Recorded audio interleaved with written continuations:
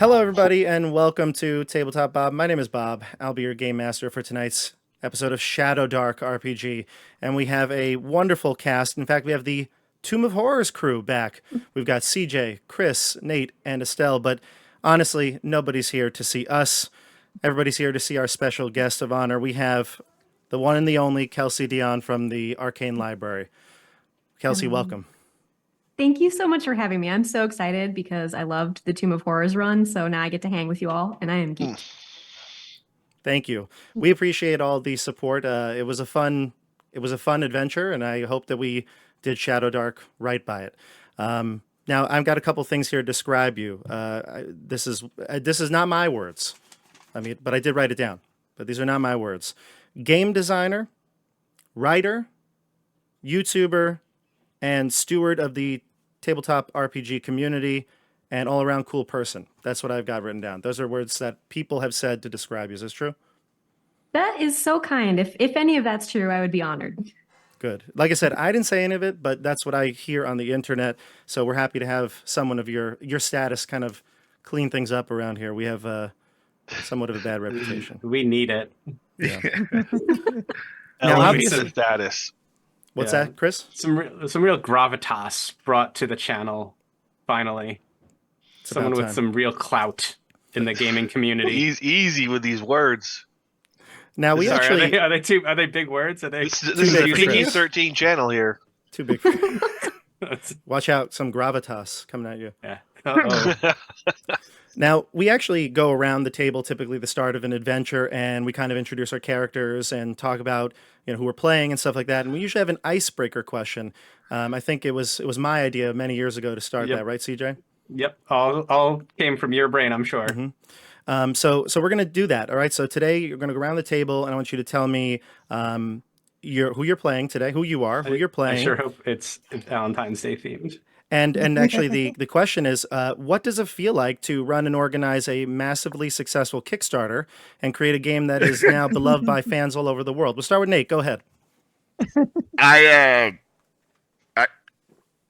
I don't have much for that. Was really quick, Bob. That was smooth. That was good. That's a really good question. That's a really good question, Bob. I was like, for sure, this isn't going to be. Just kidding, everybody. We're going to do things a little differently today. Normally we would do that, but we have a guest of honor here. So, Kelsey, we have a couple of questions because my viewers probably just know you from the fact that you are the creator of Shadowdark, which, we have done a few times here on the channel. But maybe just tell us a couple things about yourself. Like, how did you get into these RPGs, and when did you start playing D&D and stuff like that?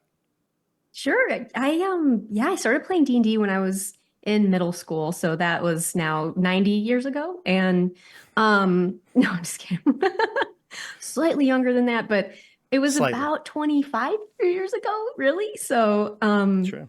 It's been a bit. And I was playing with my friends, and we happened to live in southern Wisconsin, which was kind of the hotbed of D&D at the time. And so I was really lucky to grow up playing D&D around a lot of TSR people, and they kind of instilled this love of the old school in me and that style. And so I kind of carried that with me all the way and ended up circling back to that and making Shadowdark as sort of a love letter to that style of play that has the most nostalgia for me. So that's the story. That's awesome. And am I correct? You had a video on your channel, I think, that you talked about kind of like your background. You have a card from Gary Gygax? I have he signed my Dungeon Master's guide for my birthday because my birthday fell over Gen Con. It still does actually.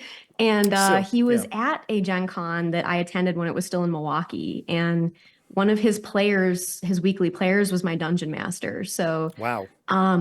Which is wild. I didn't realize it at the time. And then now that I have kind of learned this history in hindsight, I'm like, that's incredible that I got to play in a game that one of his own players was running. So that game master of mine pulled a few favors out and had Gary, he got him to agree to hang out with me for a little bit and like wish me a happy birthday and sign my DM's guide. So that was super, super special. And I was like starstruck the whole time. I don't really remember much of what I said, stuff like that, but he was really funny. He was really kind to me too. And like really excited. He was like, you should become a dungeon master. Like, here's your DM's guide. You definitely have to use this to become a dungeon master. So that's incredible. Nobody else here has any cool artifacts like that, right? No, Not that cool. not that cool. Charizard. Whoa, hey, Charizard though. That is. I mean, I was gonna say, Nate, if No, you have that's like a amazing. first edition Charizard, you don't even need to be here. So just get out of here. I mean, Um, the closest I would have would be a print from a cover of a Games Workshop novel Oh, for a Blood Angels book, signed by the author and the artist James Swallow, who wrote the book, but he signed it for Jawa Balls, which is Which my is YouTube your- name, because when I met him, he knew my name because he used all of my content as reference when he wrote the book. what? Get out of here! James Swallow read through, because of the passion I put into it and all the stuff I was. Sure. He told me, he's like, "Oh, I know you. You're Jawa Balls," and because of the stuff I had written, and I created fiction anyway. So he's like, "I admire your passion for the Blood Angels," and anyway, so. Wow, Chris, I didn't know. We've known each other for how long? Like almost I 20 years, never right? told that story. Yeah, that was from No. Games Day years ago. At one of them, I got a few prints, and they were there signing them, and James Swallow was there, and he signed it for Jawa Wow. Balls.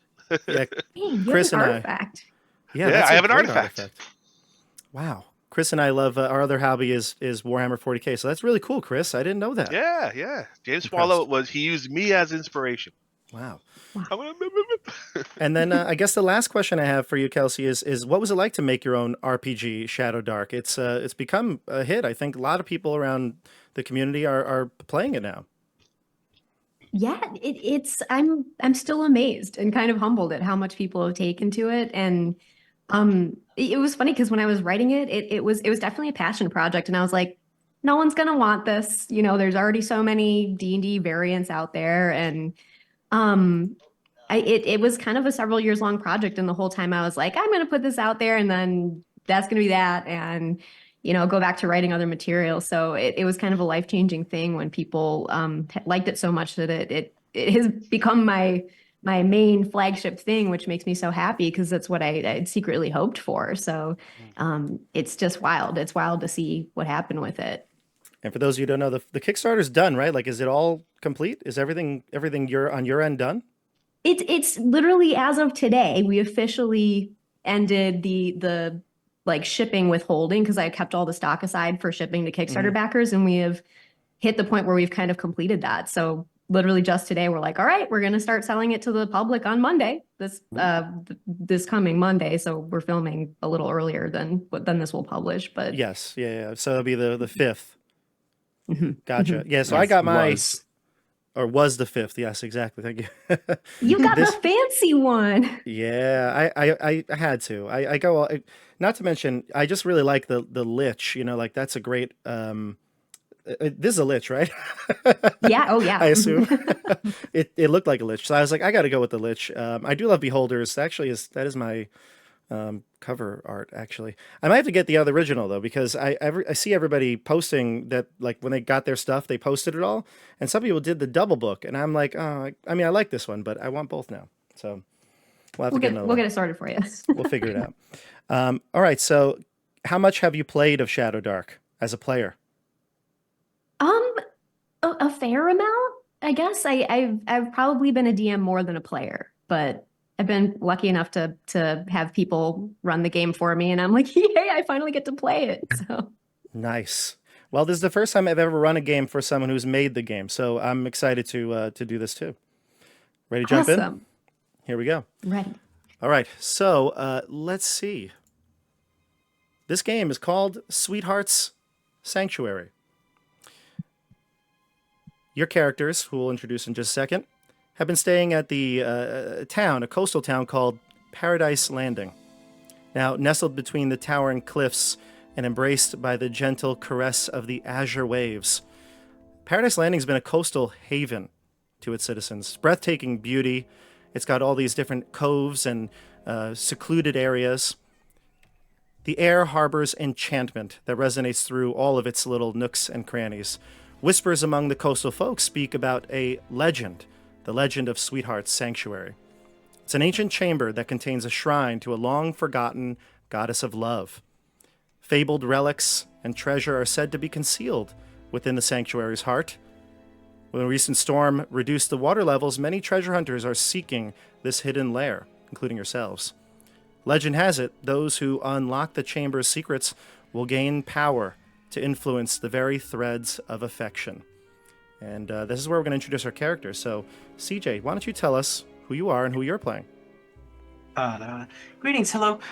My name is Adium, the Halfling Wizard, and I am humbly here to serve and help with all of the rest of your needs. And this one helps hope so well that he can provide as best help that he can. Thank you so much for granting me this time with you. I love it when you play a strong, confident character, CJ. Love it. I've been reading a book, and it has influenced this character. What? You read? I know. Amazing. I know. Well, I didn't read it. I'm listening to it. It's an audiobook. Still But- counts. I call it reading. Chris, why don't we tell everybody who you're playing? All right, Torg Buttswain here, half orc. What Torg sweat? Buttswain, fool. Listen, you're gonna Oh, we gave you a call lot my of... Yeah. character Thunderlips. Thunder- You're gonna be a butt stain. But actually, no. I have to up his charisma because he actually rolled a really good charisma for this character. So I'll have to try to work in some charm, which is not normally my thing. It's in real life or in role play? I don't know. I'm just in general. There we go. So Torg is a fighter? A half orc fighter. Yeah, I rolled an Gotcha. 18 strength. That's awesome. One of the rare feats. Love it. Let's jump down to Nate. Hello. My name is Francesco. I grew up a scholar in the priesthood, studying, learning. I am an elven priest. But I have lost the taste for learning.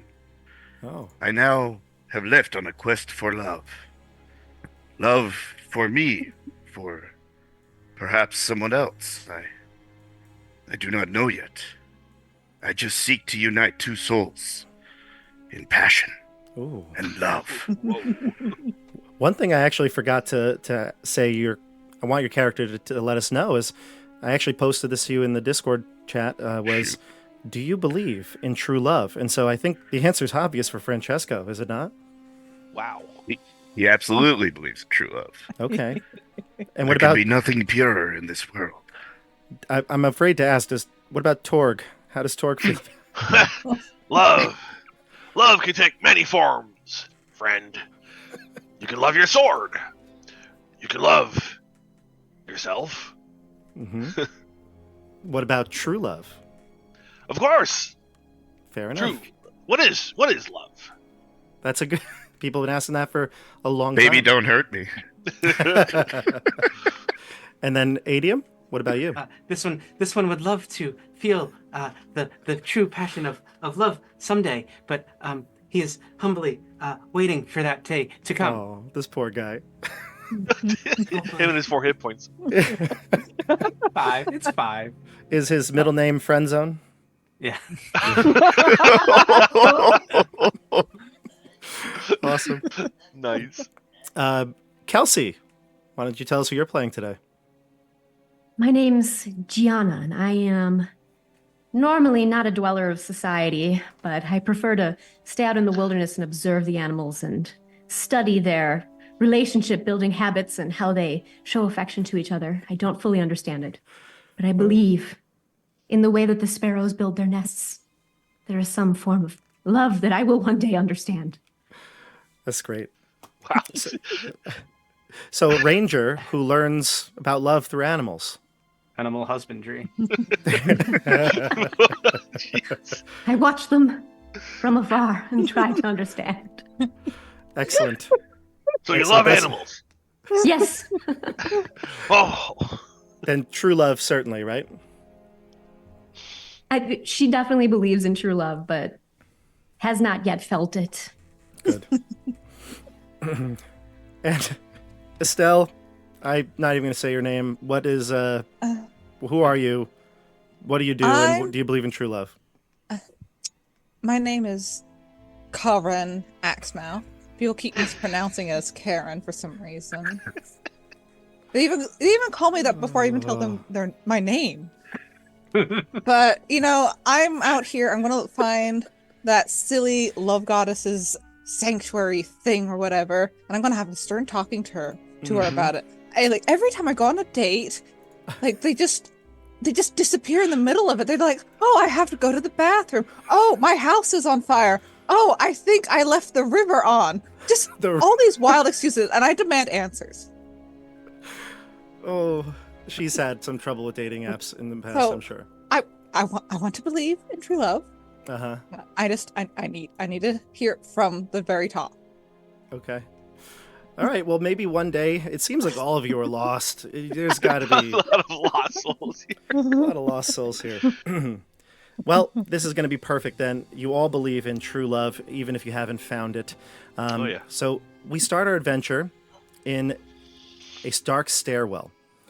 You have been searching for this alcove, and like I said, as the waters have reduced, you've been able to get to areas that haven't been seen for quite some time, going through the beaches and finding, finally, a hidden chamber. It took you down a spiral staircase into what can only be known as the Shadowdark.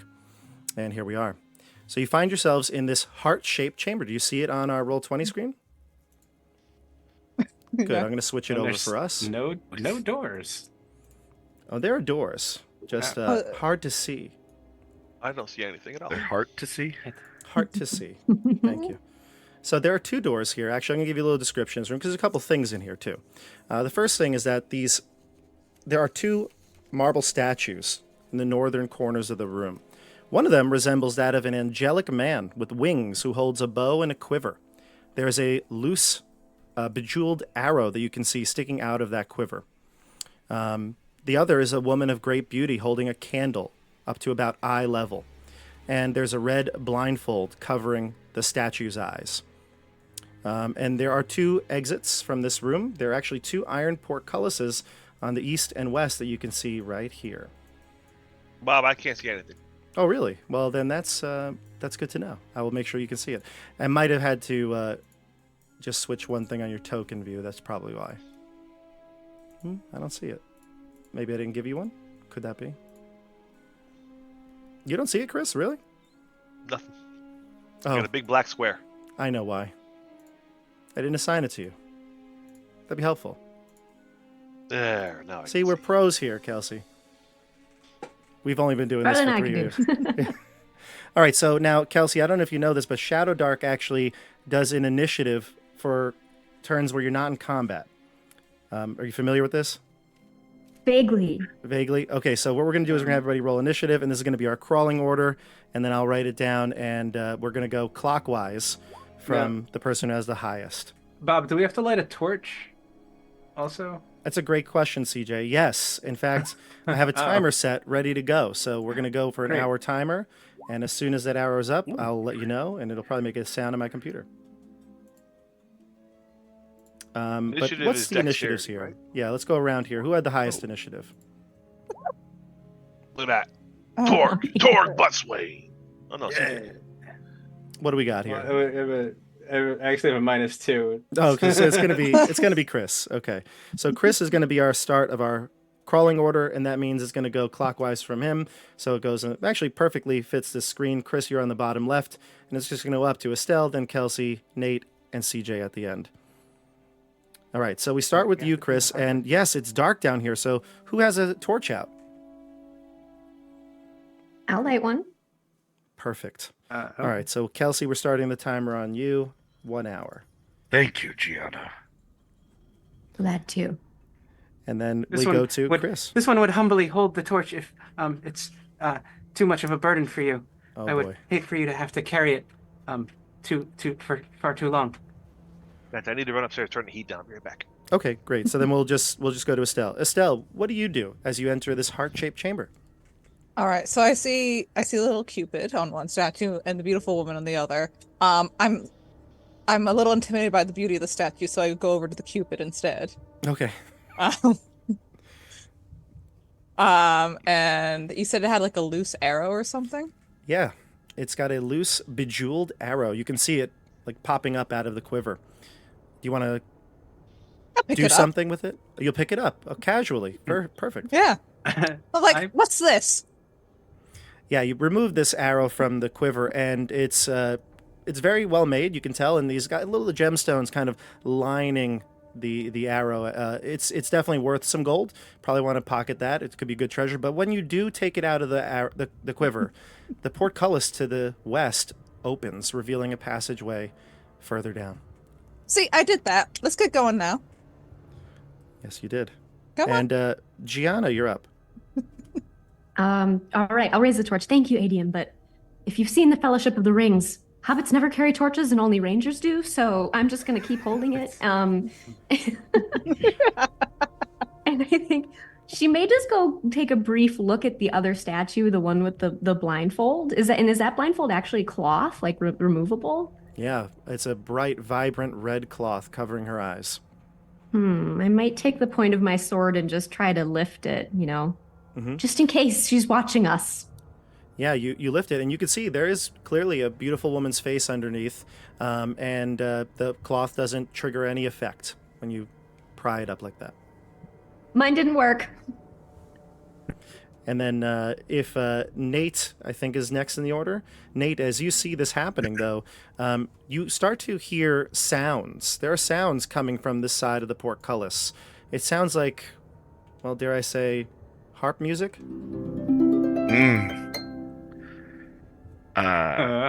Yeah, I was definitely watching Gianna, and right as I was saying, indeed, no one should be blinded to what love can do for you. I turn to the when I hear the harp music, I stop and turn towards it and say, "Yes, what a beautiful tone!" And I will traipse after that. And just to be clear, it's coming from this side, the east. Oh, eastern well side. then, we must find a way to get this portcullis open, and I will inspect the statue that I think that's the one Kelsey was at, right? Yep. Or Gianna. And I apologize, Bob. What else did that statue have going on with it? So it's a picture of a beautiful woman with Yes. red blindfold basically Right. over her eyes. Yeah. Oh, and that's really the main thing. Yeah. There's Oh, well it's then a marble I will statue. come with over the and blindfold. say, indeed, let us not cover up this beauty. And I will take the blindfold off and put it in my shirt pocket like a lapel. Sure. And then I will take out a flask of oil, put a little in my hand, slick my hair back, and look at myself in a mirror quick. Do you have a mirror? Do you have like a pocket mirror? I do. Okay. Literally, I wasted 2 slots on oil in a mirror. No waste here. Or, when you take- yes, for Francesco, this would not be a waste. And when you take the blindfold off and start to slick back your hair, the iron portcullis to the east starts to rise as well. And now you've got this. Is it? I assume that you tried to avoid getting oil on the cloth, right? Yeah, I was trying to slip it into my shirt like a lapel thing. Oh Yeah, yeah, like a it little looked nice, whatchamacallit. yeah. I know what you're talking about, like a pocket Indeed. square. Like a pirate Yeah. square. Yeah. Yeah. So Wait, is so that what now it's you called? have it. Yeah, You Shows keep, how you have fancy it. I You am. can add that to your gear as well. indeed. And same with you, Estelle. The arrow, you can add that to your gear. And the portcullis rises. Now both are up. All right. Now we go to Adium, and then Chris, you're on deck. Well, I was gonna. I will head towards this one where the sound is coming from.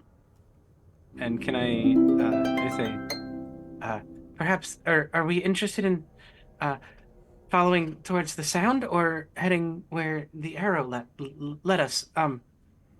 Which direction should we choose?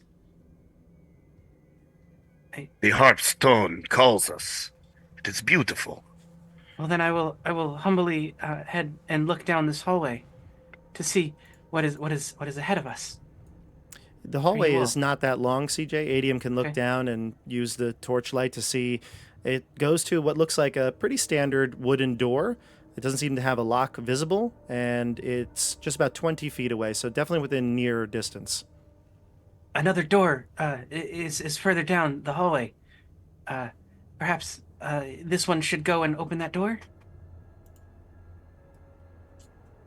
Okay. Indeed, Sure. friend. That sounds like a good idea. Yes, Yeah. Well, We go on, seek make love. yourself that's a useful. great idea. We must you. open doors in our Thank you. hearts today. Thank you, Great Lord Buttstain. I will. Whoa, I will open the door. that's a CJ. pretty good name. You open the door, CJ, and you are hit with the Uh-oh. sound of beautiful harp music. Uh, This room is adorned with a golden pedal harp. It's which is, for those of you who don't know, instrument-wise, it's like a big ass harp. It's huge. It's like really really big. It's a big ass Yeah, harp. really is, and it's engraved. Sorry, not engraved. The room is engraved with romantic musical scores. When you're in this chamber, or even at the doorway here, you can almost feel the music like reverberating throughout the chamber. And I think we'll go to Chris next. Torg, what's he doing? Torg is like, whoa, let me in there. Gotta get me some of that. He's gonna just push on in, There we go. Oh. push his way past our little halfling. I'm sorry to have gotten in your way. You weren't in my way. I didn't want to interrupt your getting in. So Chris, this there's a small little pedestal in the room with the harp on it. Uh-huh. When you get close to it, like you are now, within like 5 feet or so, you can see the strings actually look like they were moving when you heard the sounds. You've approached, and the strings stopped. There's only one other exit from this room, and that's to the south. There's no door, just a short hallway to what appears to be another room. You can actually see a red glow coming from this hallway. So I was hoping to find myself a fine lady in here, but apparently there's none. Nope, not here. The harp, it's It really is a big, harp. right? It's a big Oh, harp. But compared to you, it's big. compared to Torg, I'm sure it's like a normal harp for other people. All right, I'm just gonna leave that there because I'm not interested in music that's not being played by anybody. Fair enough. I'll take a look down there. See or hear anything? You don't hear anything, but you do see, like I said, a glowing red light. Any Seinfeld fans out there, it'd be like Kramer's bedroom window when the chicken fit restaurant opens up. It's like that, just like, almost like a bright neon light coming from that hallway. All right, I will stop here Okay. and allow the rest of the party to catch up. If you want, Chris, because technically you're first in the order, I'll let you go again if you'd like Oh. to. Yeah. I will do that then. Okay. Want to walk on down there? Ooh, I will not step on that odd-looking pattern. What odd-looking pattern? It's very normal, I think. So you have stepped into a big hall. This room is adorned with intricate murals depicting scenes of eternal love. Couples who enter this room might feel their bond strengthened, but all of you are single for good reason, I'm sure. But you feel a sense of longing, Chris, sadness, even a melancholy. Oh, I'm going to call out for Karen. Karen, Yeah? you need to What? see this. Join me here in this hallway of longing. And it is Karen's turn. Go on over. Say, excuse me, ADM. I gotta go see what he's on about. I'm sorry. Did I get in your way as well? I apologize. This one is humbly sorry about his intrusion.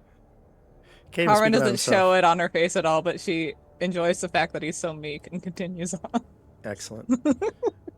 Yeah, move your token where you'd like to go. You go to the harp room first and see where you're at. Technically, you're supposed to be able to move like 30 feet or so, near as 30 feet. But if you want to just move again, you could totally get to where Chris is. Hurry! I feel like You need- Karen never learned how to play any instrument, so she just continues on. Fair enough. Okay, what is it? I'll take her hand and say, behold, the most beautiful thing I've ever seen. And it is pretty beautiful. You see what I described before. But now that you're both there and looking and kind of exploring a bit more, you notice that there are 6 alcoves. Each of these alcoves is shaped also kind of like a heart. And there's a vase with fragrant flowers inside. You can smell them just at the kind of foot of this hallway. Yeah. Anything from you, Estelle? Are you good there? I try to take my hand away from Torg. Certainly. He'll let her have it back reluctantly. Yeah. And then And I say, Francesca, can you come here? Oh, the love triangle. everybody just loves everybody else. It's like a Shakespeare play. Yeah. Perfect. Let's go to Gianna. Gianna, your friends are leaving you, and they don't have light. I just realized, so that's a I problem. was gonna say, can they even see anything? Gianna's got the light. She's got the torch. Do either of you You have? might as well be wearing the blindfold. Yeah, love is blind. I'll strike up a torch just for the sake of it. Okay, fair enough. I'll restart the timer. So there's 2 going on, and Kelsey's is kind of just a bit behind. I'm All gonna, right, great. I'm hopefully, hopefully all of us can see enough-ish. But I'll run into that room with the harp. Wait! Run up behind you guys. And I think when my eyes fall upon this harp, I'm overcome with cat-like curiosity. And she creeps up to it and, looking at you guys. Does anyone else? Did anyone else see this? And I think she's gonna reach and just pluck one string on it. Sure. It lets out a one long note, and it reverberates throughout the room. You could probably try to play it. It definitely seems like it's suited for that. Since nothing bad happened, I think she will. I remember So then let's do it. my days in youth when my mother forced me to take piano lessons before I abandoned society, and then I'm gonna ding. Let's see it. Let's give me a charisma check. The DC you're looking for here is rather easy. Well, I should give it to you actually. Do you want to try to play something easy, or do you want to play something more challenging?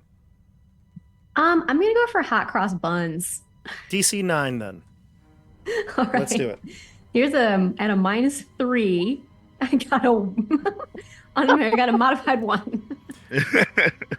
Discordant notes fly through the air, almost visibly. You can see them bouncing off the walls. Oh, that harp! It must be out of tune. It sounds so terrible. Oh, great. How did you? It's clearly this harp's fault. Well, Something's not right about that. something's definitely wrong because let's see here. Yeah, CJ. Yeah, Uh-oh. I'm within 20 feet of it. Great. No, you're good. You're all right. What's your armor class, CJ? 8. 8. Oh no. Okay. CJ, you feel I something? like that noise. Something pinched your butt. Oh, this one felt something touch him, and he is unsure of what happened. CJ, you are essentially stunned for the next 4 rounds. You are lost in love. Here's what happens, CJ. Did you have someone that you had affection for back home? Yeah, this one was greatly affectionate towards a very powerful warrior who did not think very much of this one because he was so weak and frail. And Oh could dear not Lord. do much. So would you say this Yeah. one she was the one that got away? I would suppose so, but I am going to come back and I will win their affection when I have proven myself. Well, then this warrior is all you could think about for the next 4 rounds, okay? And your friends will probably notice after a round or so that you're just kind of like in your own world. You're not really aware of what's going on here. Her name was Dash Thunderforge. Well, that's a lovely name. We're going to go to Francesco. You're next. Indeed. I am in the dark. I must follow my friends. I'm going down this hallway, and I see my friend here, and I think I don't realize what's going on with him. But I lean down to him and I say, "My friend, we must not stop here. We must continue our search for love. You may be small in stature, but you are large in heart." And I lean down to him, and I cast Bless. You cast Bless. Oh, okay, good. Indeed. It succeeds. So, Luck token for you, CJ, you get a luck token. Sweet. Yeah. And CJ, just do me a favor. Check your Zoom. I'm gonna send you something. Okay. And then I'll continue on into the room and say, your touch will certainly pluck those strings better. Try again, Gianna. It sounded so beautiful before. You can do it. Thank you. Yeah, I think that's all I can do on my turn, right? Yeah, that would be it, probably. Giving the spell and then moving to the next room. Perfect. And then we'll jump down to... It would be Adium. So, CJ, I need you to... What I just texted you, if you can do that for me. Mm-hmm. This. Oh. Total? That's a natural 20. Oh, okay. Even with what do you have any? I mean, it's going to be successful. It seems. I don't think you could have low enough to fail this, so you're good. What was the skill? It just said it was a wisdom save. Wisdom? Oh yeah, that would have been a 20. That would be a 23. So you are so good, CJ. You are. Mm-hmm. Yeah. So CJ, you snap right out of it. Okay. So what do you do? The harp, it played such wonderful music. It brought me back to a time that I couldn't, I could not forget. But perhaps this one can offer an attempt at playing it to see if I can engage. You want to try? Are you a musician? I am. No, not at all. You dabble? I dabble. I can see the notes on the sides of the walls here, and I think I could give it a whirl. Let's do it. Charisma check, and it's going to be, like I said, do you want to play a hard song, easy song, medium song? I would like to play a simple song. Go for something not too difficult. So let's go with a simple song as well, DC 9. Oh. Modified 6. We are not good at playing. CJ, the harp is a very difficult instrument. We're just like sitting in the other room and we just keep hearing like terrible music. Yes. Terrible. You know, to be fair, CJ, a halfling to try to play a gold-pedaled harp for a human, you'd have to be running around. Yeah, I mean, like... It's so big. Not good. So, unfortunately, CJ, you break one of the strings, and a loud discordant note flies throughout the room again. You're damaging this harp now. It's not going to be worth as much if you keep playing it. Oh, no. I don't like that. This poor guy. He's got no luck at all. Actually, you're the only one with a luck token right now, so... Oh, I should use the luck token. If you want, you can. Yeah. I'm going to use the luck token. Okay. Because maybe I can unbreak the harp. Okay. Yes, my friend. Believe. No. Oh my even God. worse. Oh, no. That's or not. So bad. So unlucky. Okay. Well, CJ, I think that ends your turn. We're going to go to Torg. All right. What is... What is going on back there? I mean, it sounds horrible. It does. The screeching of cats. Sometimes love is ugly. You think they broke Love the is harp out blind. there?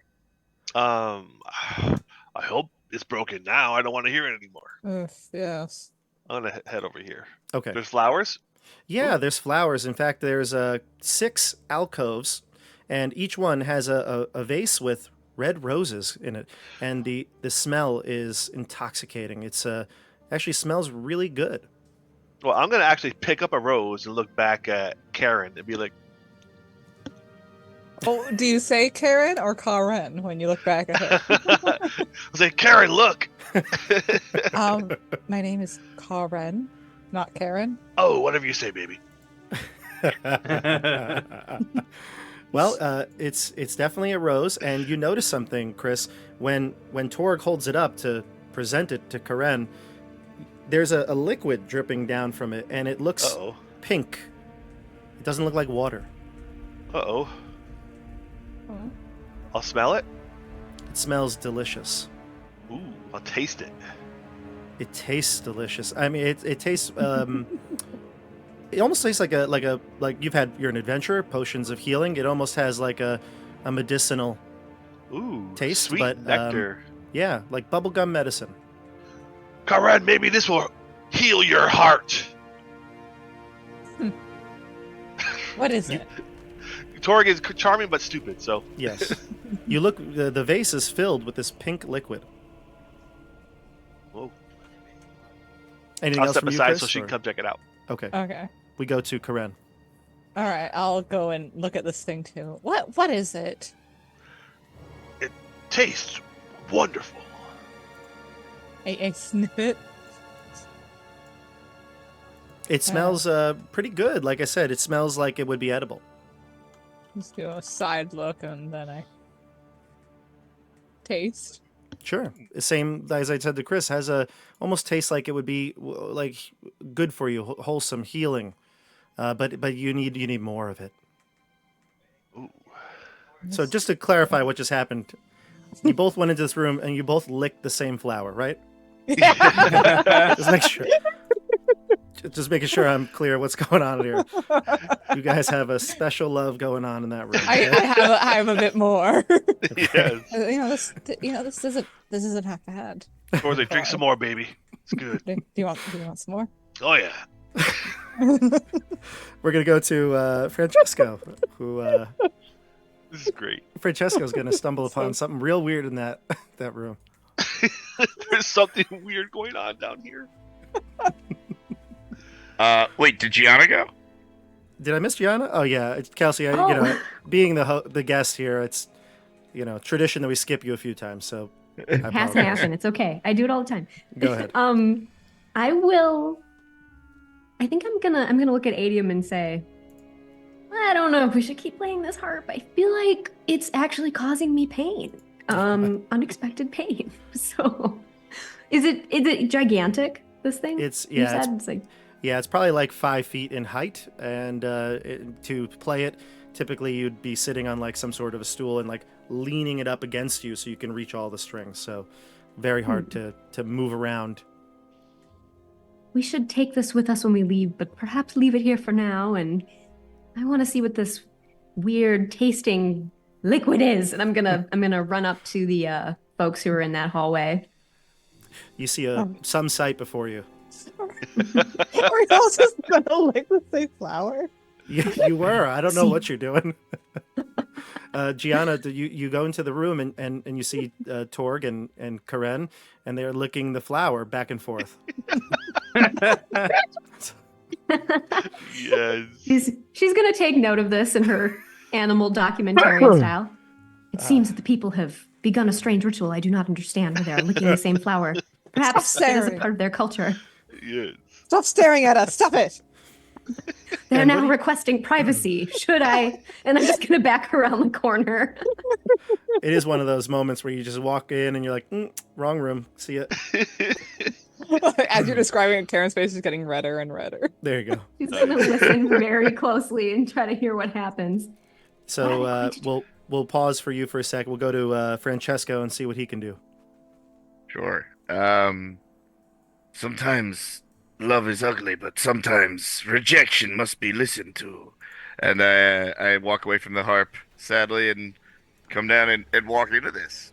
And I think Francesco delights. Says, yes, people are finding love. And I turn to Gianna and say, your time is coming. And I reach out and I will cast Bless on Gianna. Look at you getting luck tokens out there. Wow.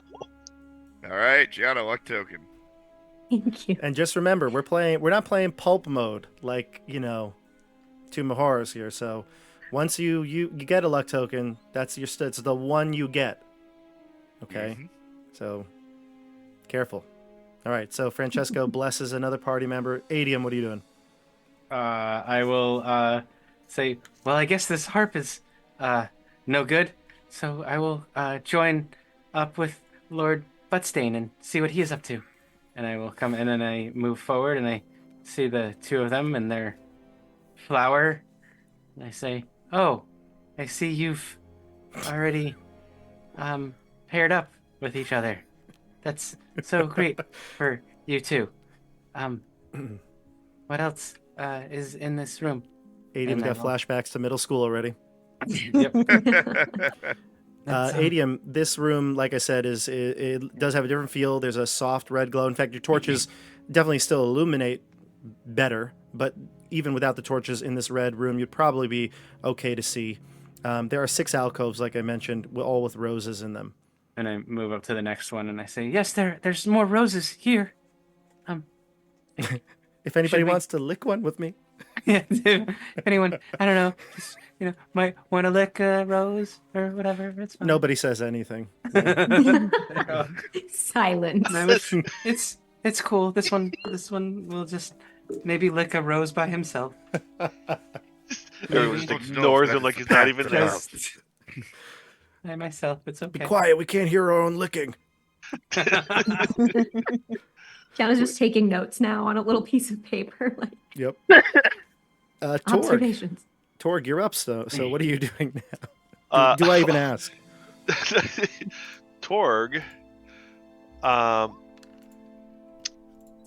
Yeah, he's in a. It's a vase on the floor. Is These it? are 6 art? vases with red, like a dozen red roses in them. Yeah. Oh, so there's a dozen roses in there. Can I pick up the vase? Yeah, absolutely. Hmm. I'm gonna pick it up and kind of, my sword is still sheathed over my back. I'm gonna kind of carry it like a drum Sure. and take the rose out and dip it into the liquid and eat the rose. Okay. So here's what's happening here, Torg. I need you to give me a check here. Give me a. Actually, no check. Excuse me. Roll one of your class's hit point dice. Classes hit dice. Mm-hmm.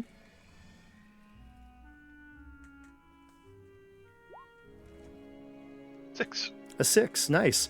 As you eat this rose and the juice from the liquid finally enters into your stomach, your heart starts to beat. You are permanently increased by that many hit points. Oh. Nice. Fortune favors the bold. That's Or the awesome. stupid. Now, you do feel rather satisfied. In fact, Whew. the idea of eating more or drinking more of this doesn't seem great to you. I'll hand it to Kara and say, "You gotta try that, baby." Oh boy, that's good. I'll hand her the vase. Tell her eat a flower. You want to do it? I'm gonna go to a different vase and eat a different flower. Oh, oh. There we go. It's like, You eat a flower. You actually, really, what it is, Estelle, is you get it's the liquid. So if you drink some Yeah. of the liquid, you'll get this I, effect. Roll a Karen hit did dice. not think it through at all. Roll a hit dice. I have 5 intelligence. So, yeah. What'd you get? Oh, 6. Wow, look at you. Oh, So look at strong rolls here. 6 to your permanent hit points. Wow. Nice. Great. CJ, Adium starts seeing these two just start drinking the water from the flowers, and it almost seems strange, like they notice a benefit from it, and that you haven't seen yet.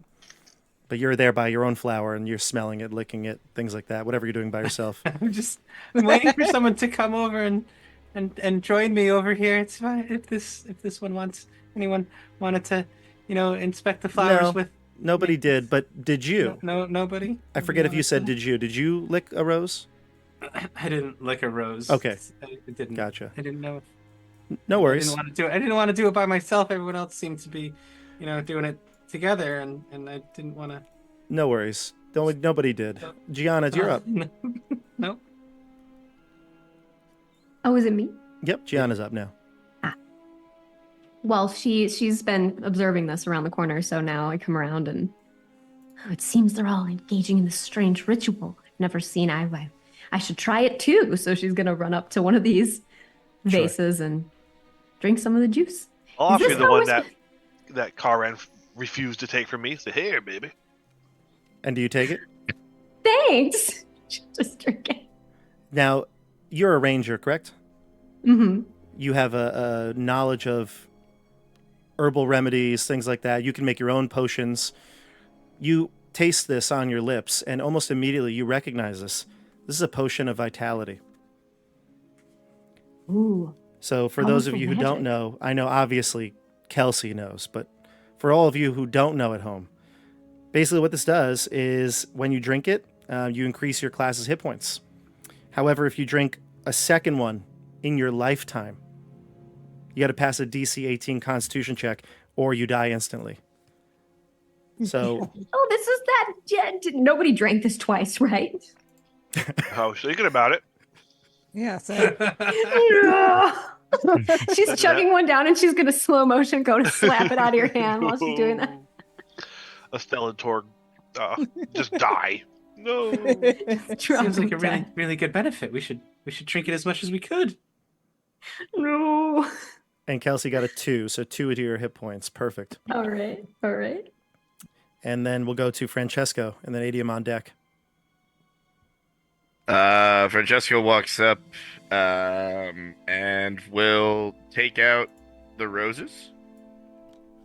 He says, "You never know when these might come in handy." And I will take a drink as well. And when you do, you gain your hit dice, which is... Excellent. What is it for you? It's a D6, so I'm pulling 2. I feel the vitality coursing through my veins. And I Drink some more. I put 11 Drink some roses more. into my bag and keep one in my mouth. Chris desperately wants somebody to try this again. What happens if you pass the test? You gain more hit points. But it's a DC 18. That's pretty... Ugh. That's hard. I don't think any of us were all lucky enough to pull that off. No. I have a luck token. No, I don't have a luck token. I would I need have one. I would need a natural 20. I would, Poor Adium. yeah. Poor Adium. I have a decent chance. I'm not going Try to it. try it, but I have a decent Try it. chance. We'll go to Adium next. Adium, you see everybody drinking the Kool-Aid. What are you doing? This one would never not fall to the peer pressure of seeing everyone else doing it. So this one will absolutely just take the vase and drink a little a bit of the water from the vase. Just a sip. Just a small amount, a Fair halfling-sized amount. Good. Try it. Roll a D... What is yours? D4? It finds a D4. D4? You're a wizard, right? Yeah, You're a wizard. All right, so I'm 2. a That's wizard. like a lot for you, isn't it? that's a lot. Yeah. That's almost half of my hit points. See, there was a lot of good coming down here into this chamber. Yeah. All right. So far, it's been lovely, hasn't it been? Some music, some bad music, some flower eating and licking, and some vitality. Let's go back to top of the order here. Torg. Oh, I'm gonna keep on going down the hall. Oh, stairs. What's here? Yeah, you get to a stairwell. It goes down about 10 feet, and this area of the chamber changes. There are rough-hewn walls. There's a pool of sickly green water. Under the surface, you can see a vague outline of a shape. It's kind of hard to tell what it is, but it looks like just like a large blob, basically, under the water. Oh, You can see that this chamber looks like it is what maybe once was a nice reflecting pool, but now has changed. I'm gonna pull out my sword Okay. and call for Karen. Join me, Karen. There's a beast in a pool. You do have a light, so you can see that there's clearly something down there. Karen, you hear from the hallway being called. It is your turn, so would you like to go? I guess I'll cast Francesco a longing glance and then go over to Torg. Like, what is it? Torg likes being talked to like that, by the way. He likes to be berated. Yeah, I figured. And you What? get to the same chamber. Go ahead. He's like, come see, my love. I'm not your love. That's what they all say. Come on down. There's a creature in this pool. And what do you do, Estelle, now that you're here? I don't come down. Okay, but Yes, you're I'm on. there. But you are on the stairwell, right? I'm on the stairwell. Okay, so you can see the same. Look like a reflecting pool that's changed. We'll come that looks- if you want to wait. You can, but It looks really dirty. it does. Does it smell? Is it like gross? Yeah, there's almost like a decaying smell to it. Oh. I go back and grab some flowers to keep like near me to keep the smell away, and then I go Okay. back over. Perfect. And So you grab some observe. flowers on your way, and then you head to the stairwell. Don't go down the stairs, but you head to the stairwell. I don't go down the stairs. I probably start putting the flowers in my hair so I can get the smell Yeah. near me. Almost like a perfume. Gianna, your turn.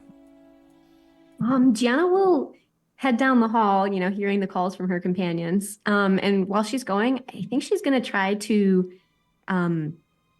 pull a few coffee beans, like dried coffee beans, out of her little herb bag and see if she can activate her stimulant ability here. So let me see. It's a DC 12. Oh, Oh no. These ones are moldy. Do you have a luck token? I do, but I feel like I should save it. I'll save the luck token. So I go to eat some coffee beans to kind of like give myself some alertness, and they're just like completely shot through with mold. Ugh. Save him for adium. And what was it? Save him for adium. He'll eat Yeah. anything. If it's Don't a eat gift, that. he'll eat it. Stop drinking stuff and stop eating stuff. And she'll join her friends down the hall Okay. and look into that room with the pool. Ooh, Not good, I tell you. smelly. Yeah. Mm-mm. And you can move your token, towards where Estelle probably is. And then we'll go to Francesco. What are you doing? Oh, wait for me as I like sidestep dance down the hallway with a rose in my mouth. And I say, "Oh, Torg, we must do something about your perfume." And I'll step forward and say, "Perhaps this will get you there." And I'm gonna cast Bless again. nice. You're really tempting fate here. Hey, Look at you. Hey. it's gonna work until it doesn't, I don't know. You get blessed. Yeah, Torg. Nice. Yeah, Thanks, pretty boy. of course. Perhaps your language could be less coarse and more smooth. What do you It mean? will- to find the love that you seek. I already did. Oh, I see how. So Francesco's really the love guru. That's Oh, what this is. I don't know if he is, Oh, but he he is. thinks he is. He is. All right, great. So you bless and move down the hallway. Adium, what about you? I would. I will Everyone's catch up left with you my friends. behind again. Everyone, there's more flowers back here, you guys. If you wanted to hang out a little bit longer and poor and guy. drink, but it's okay. I'll catch up. Hey, Mr. Butstein, what's Don't over get here? too close. So I'll try to back him out a little bit. There's a creature Okay. in this pool. What kind of creature? We're about to find out. Oh, okay. Torg, it is your turn. I'm gonna try to poke it with my sword. So you stick your sword into the sickly green water, and it may be just a little out of reach from where you're standing, but you get that, you can see that like vague outline of some mass inside it, and you like swirl your sword, try to reach it, and then the mass moves, Oh. and then it starts to shudder and rise from the liquid, and oh my god, It's a beholder. it's everybody's favorite cube. Oh no! Look, Oh, it's no. an adventure that I made. I had to I put was some gonna oozes in say. it. Yeah. I had to. Oh, that's Bob not is what I was hoping cubes. for. For Kelsey, I don't know if you know this, but I have a deep affection for the ooze category. It's always been just a favorite, and I had to throw it in here. So You have gotta fun. use them. Ever This since one your looks first different. runny nose. This one looks different, though, everybody. This one doesn't look just like the gelatinous cubes maybe your adventure eyes have seen before. This one's got a green tint to it, same as the liquid, and you can see tiny little skeletal bodies inside, little winged, baby-like sized bodies. Oh, Cupids. And we're going to go into initiative here for combat. So let's do it. Roll your initiative and then tell me who got the highest. Oh Well. boy.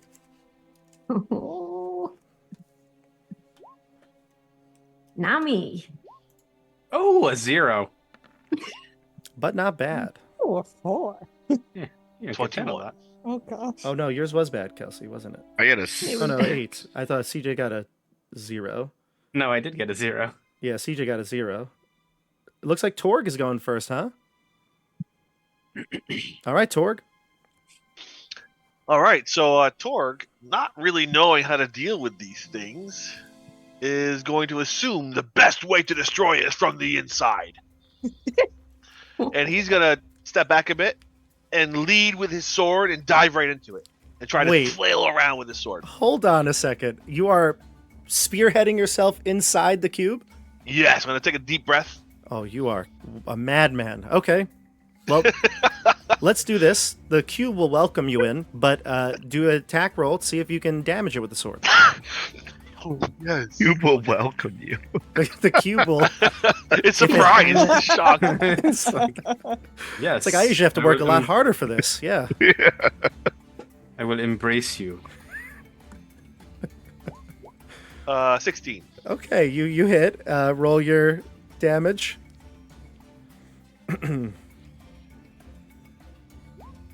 7. You get the sense that not all this went through. Like you kind of went through it too easily, like a hot knife through jelly.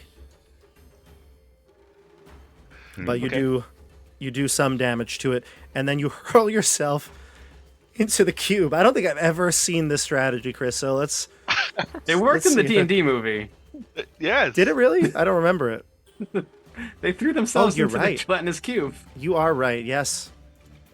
Man, I tried to block that movie out of my mind, so that's probably why. It was good. I liked that It movie. was, I liked a good, it. It was a good movie. I'll wait for the Shadowdark Bob's movie. movie taste. I'll wait for the Shadowdark. Shadowdark movie. That's what I'll do. We need the black and white version that's more Yes. just totally grim. Just a horror movie. Okay, so Chris, you're inside the cube, and it's horrible. You see like a tiny little Cupid cherub body looking right at you. And then we're gonna go to Estelle. It's Karen's turn. Karen is like having turmoil now because she doesn't like him, but God does she love a stupid man. So she's gonna go up to it and she's gonna she's gonna switch out her spear that she's going for her mace, and she's gonna just try whacking it, and hoping for the best. This Okay. is called the I want to speak with your manager move. Yes. And it's like, Right. Torg, you stupid man! So say again. Just what are you doing? I'm using my mace to beat up the cube. So normal attack roll. Go for it. Yep. Yeah. That's strength. Yep. Plus. Yeah. Okay. Yes. 'Cause- I Sorry, I'm gotta trying shake to off the remember. rust. Gotta shake off the rust here. I have to shake off the rust. So I got a +2 of this because I think one of my talent rolls I was able to. And you're a pit fighter, right? Is that what you ended I'm up a being? pit fighter. Yeah. Gotcha.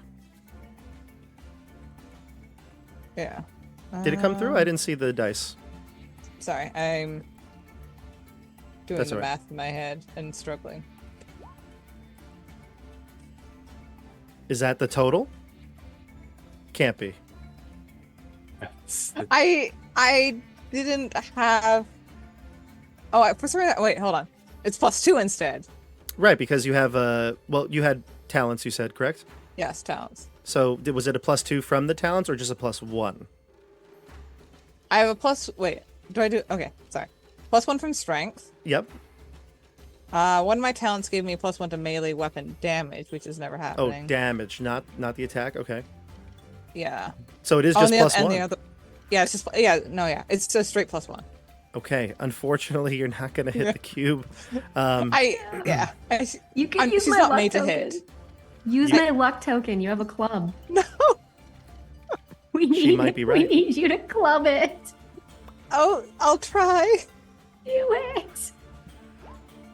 Oh! I didn't build Karen to hit things. I built her to endure. Okay. Well, she might have to endure a lot coming up. So let's go to Gianna. Gianna, it was a nice attempt to give the luck token, but yet a failure here. What do you do now? Oh, no. Oh shoot. Okay. I think Gianna is. She's gonna just step in with her longsword. I've got your back, Karen. And slice at this thing with her sword. Go for it. What have I got here? All right. Oh shoot, I get this at +5. I got an 18. Very nice. That'll connect with the cube. We do a D8 +2. Nice. 3. And not all of it feels like it goes through. So 1. 1 goes through. What? But damage is damage, and the creature, you can see that tiny little scar, that little nick in the jelly it creates. Got it. Yeah. Let's go to Francesco, see if you can follow that wonderful turn up. Go ahead. So did anything look like it happened to Torg yet? Not yet.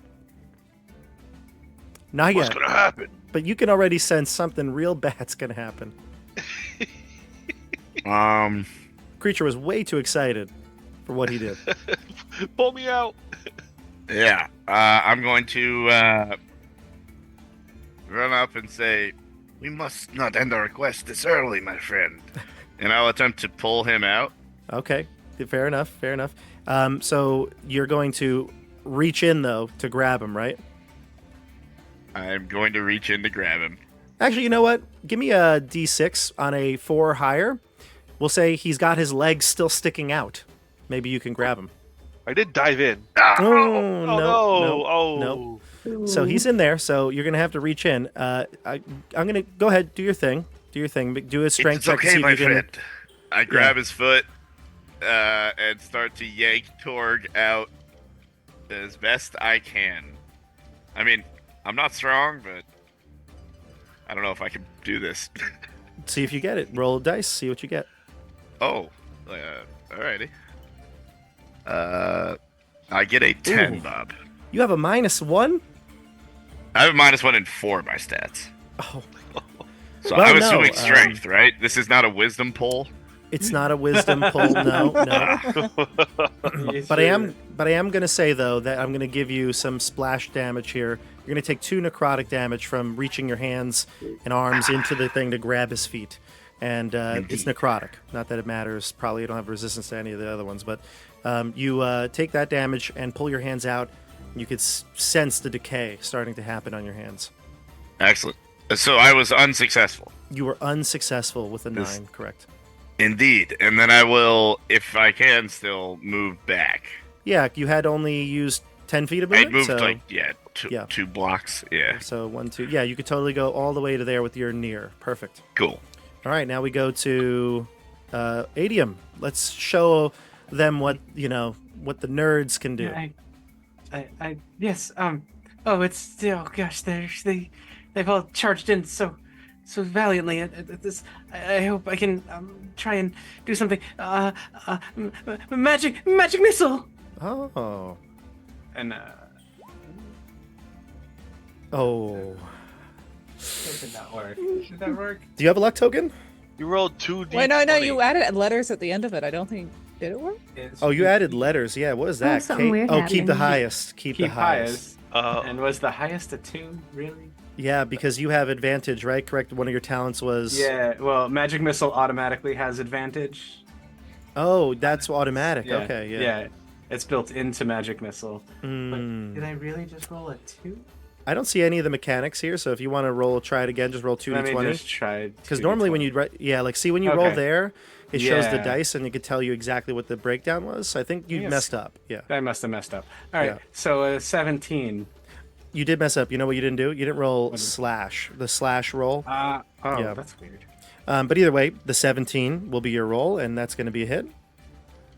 Oh no, the 17 is to make sure I didn't not cast it, so it hits. That's right. That's how it works, right? I think you hit. You're taking it with... Yeah. 3. Yeah. Okay, 3 perfect. damage. 3 damage, Almost and this is all going to done. go through. Way Magic to go, missile. group. All right, that's the end of the players' turns. It's going to be the cube's turn next. The cube, if it could laugh, it would. It'll just kind of wiggle in its exuberance, and it's going to hit you, Tor, because you're already engulfed inside it.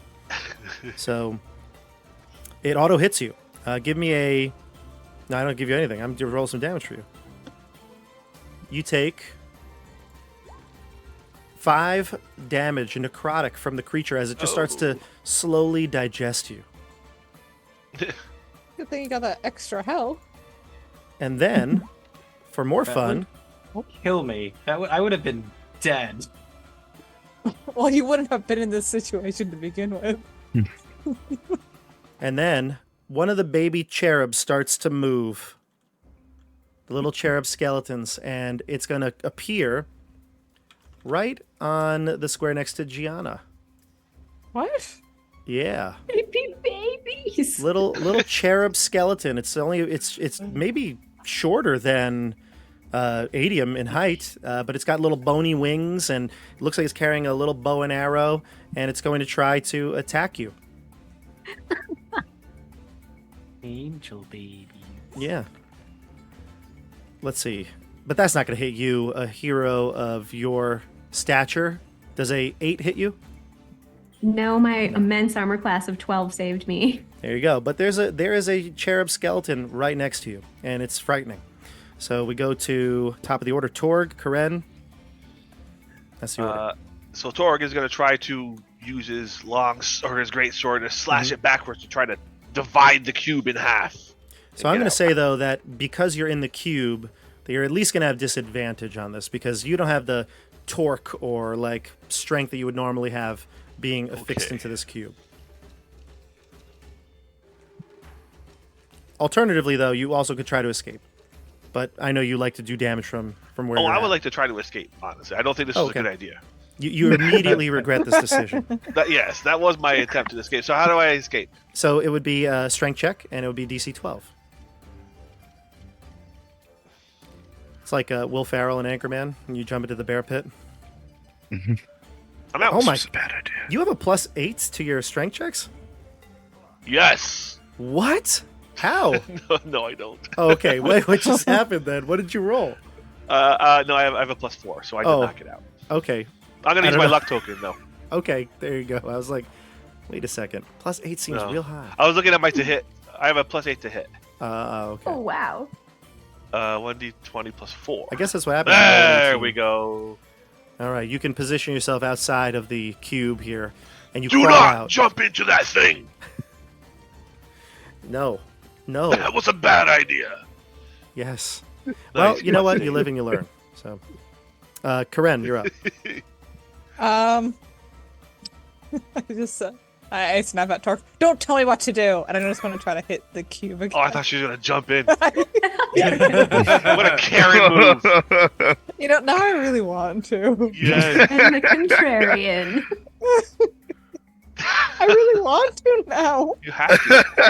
You have You can to. just tank it. You can just distract it for us, just floating in there. The cube is so confused. I'm just going to try to hit it. Okay.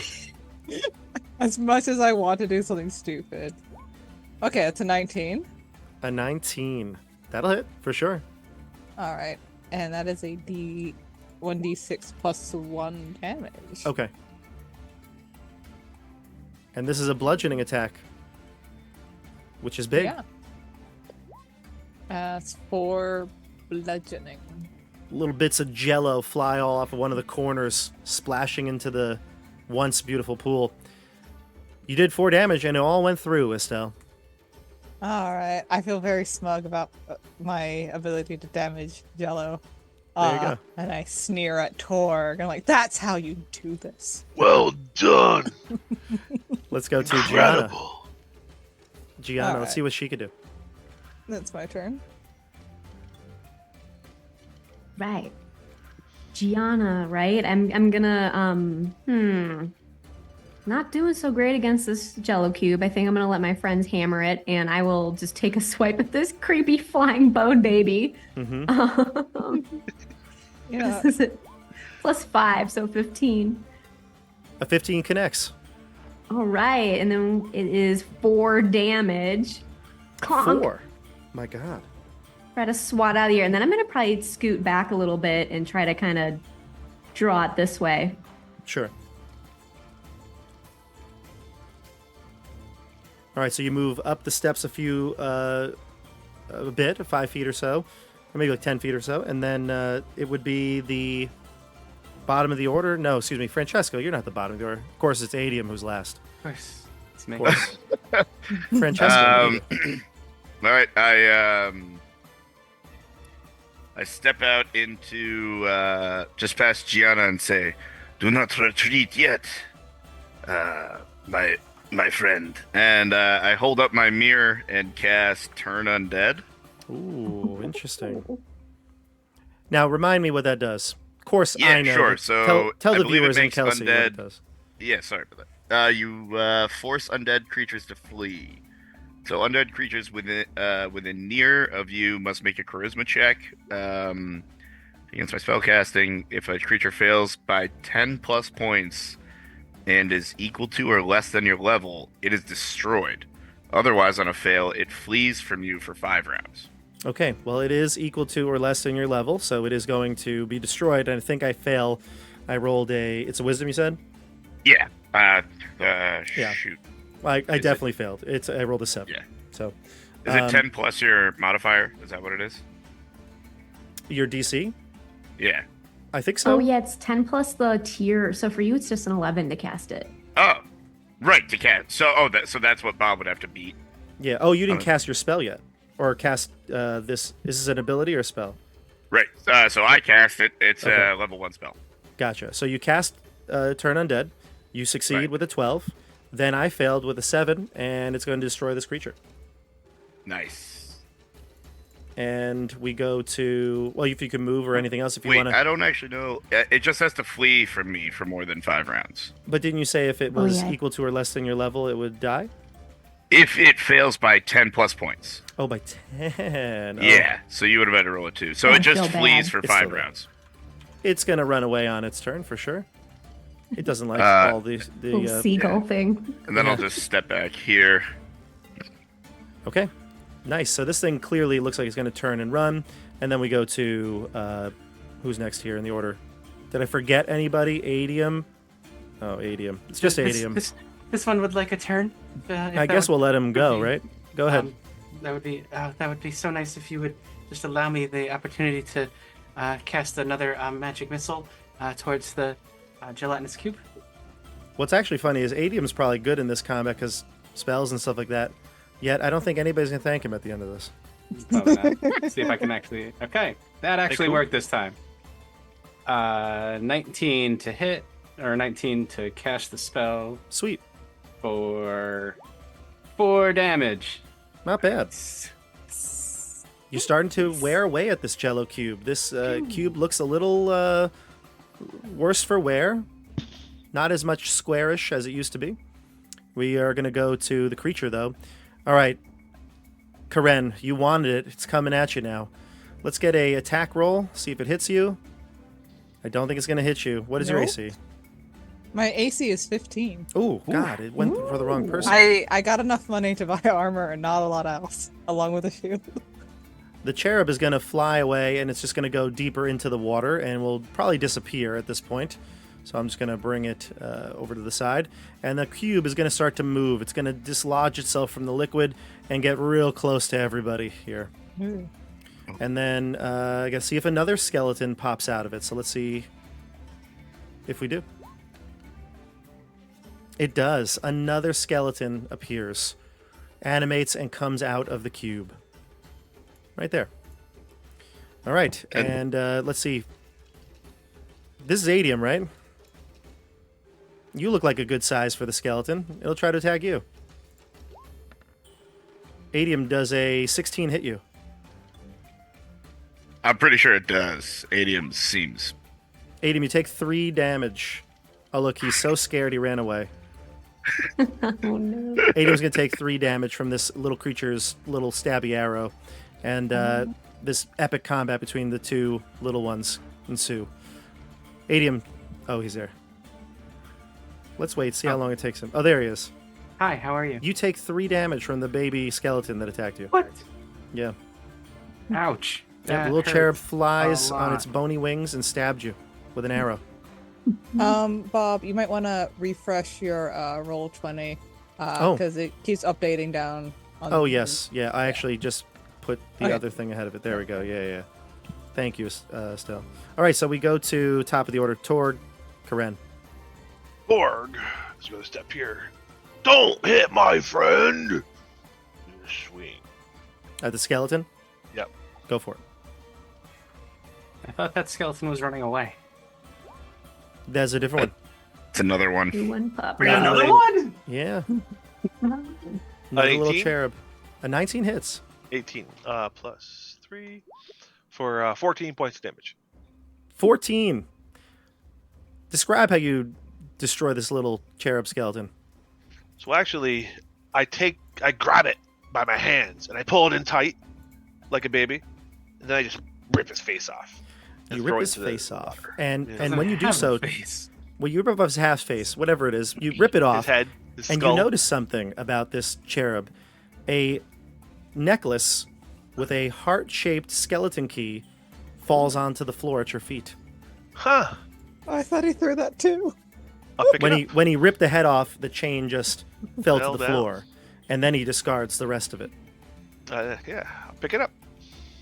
All right, and then we go to Karen and then Gianna on deck. All right. I'm gonna play whack-a-mole again. Okay. I'm gonna try to hit this thing, and I hope for the best. And just say, "Why won't you die?" That's it. My mace just keeps bouncing off of it, I guess. And yeah, you just keep bouncing off of it. So close, Estelle. But not this time. You smash your mace into it, but does no damage. I mean, effectively you missed the hit. You didn't hit.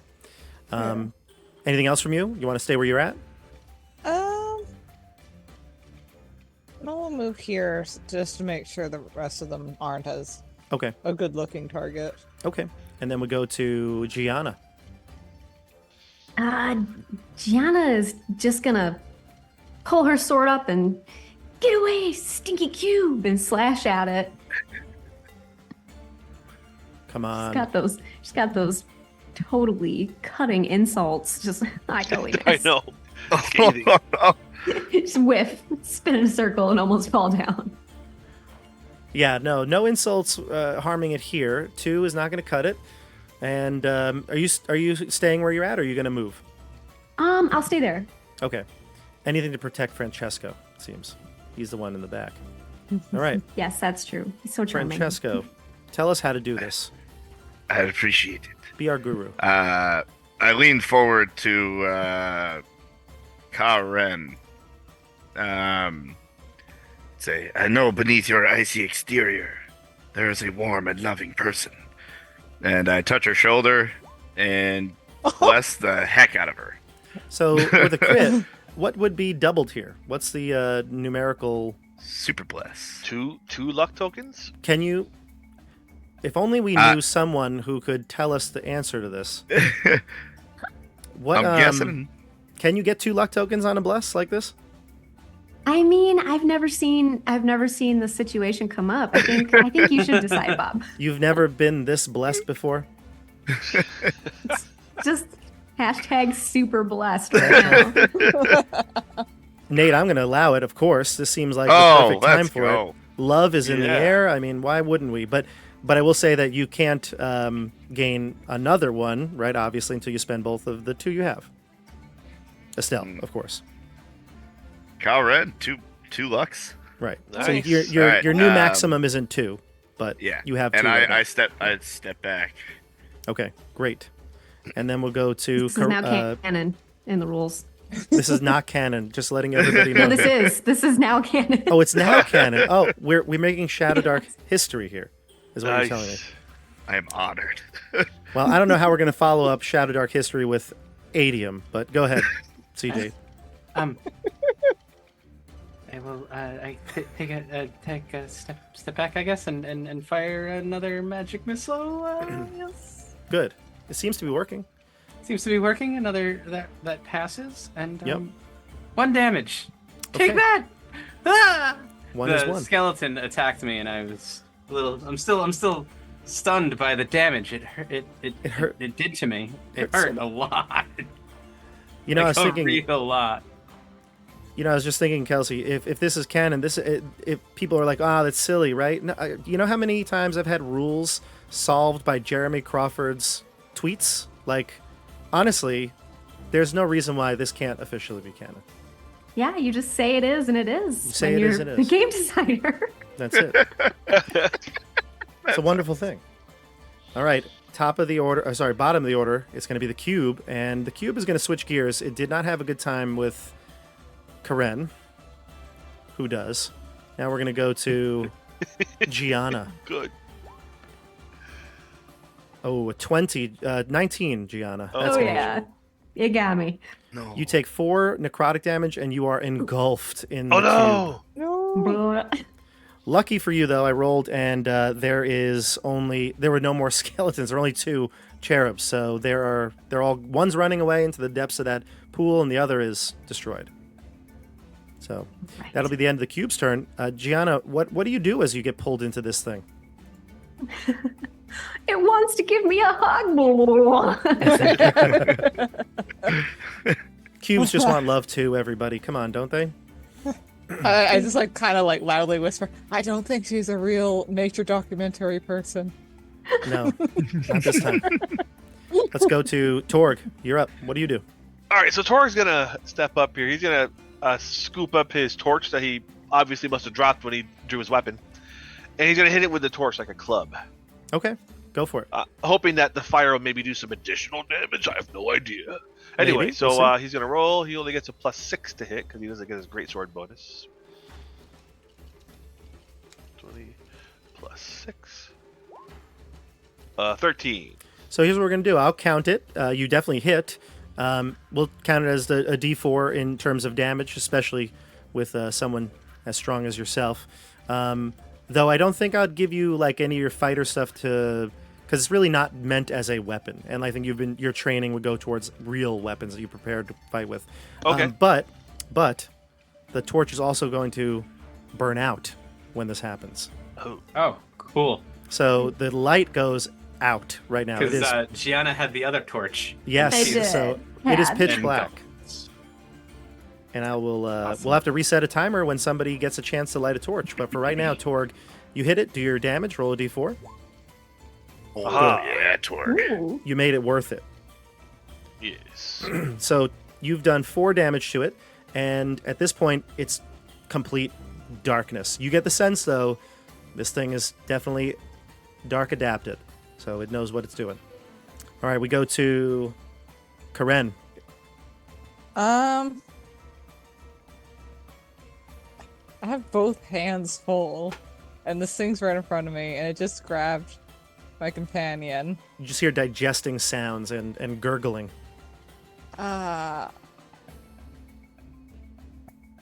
What if we all jump inside of it?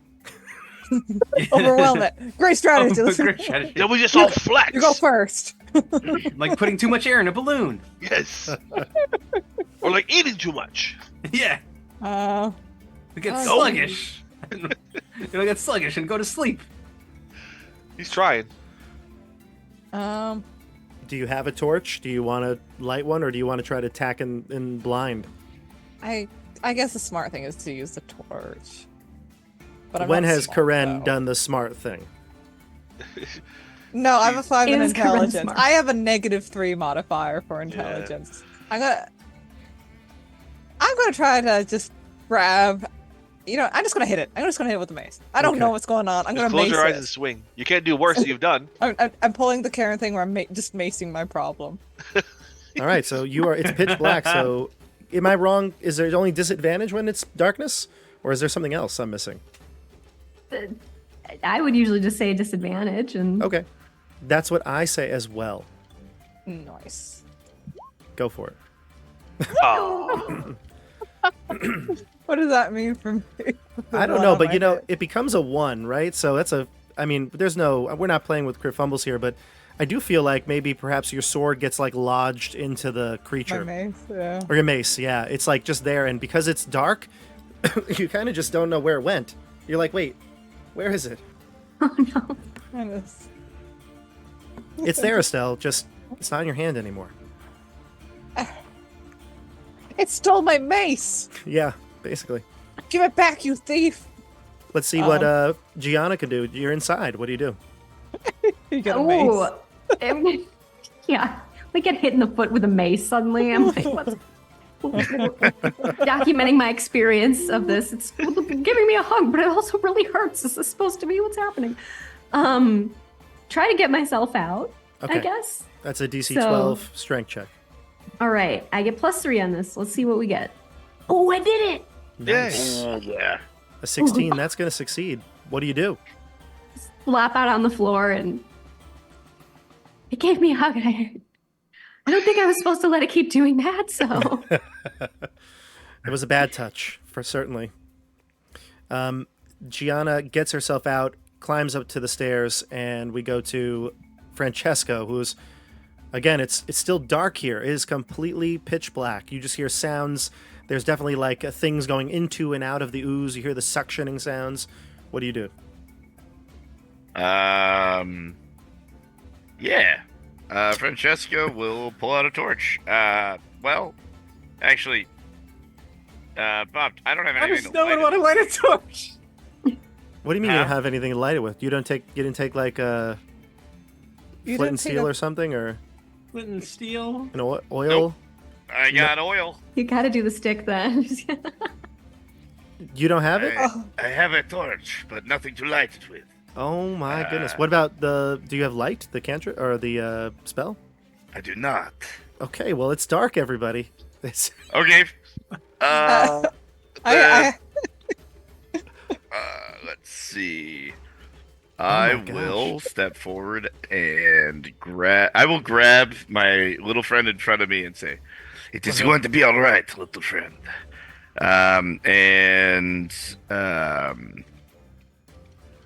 I will heal him.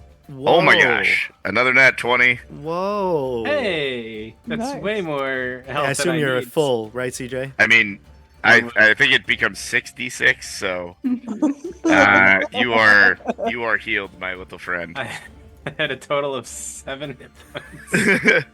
I know your life is valuable. Each point matters. And I will offer my torch to anyone who can light it. Okay, so Nate, as you go to this room, you remember there's a red light in this, or like a dim red glow, right, to this room. So you can see once you kind of back up into that room. There is a photo development room over here. Yes, exactly. Yeah. Great. I think that's it for me. Great. CJ, what do you do? I guess I'll pull out a torch And light it? and light it. There we go. I actually have a flint and steel also with me, I'll start the new timer now. and I have a torch now. So the torch is good, and you see finally what's transpired here. Gianna is out of the cube.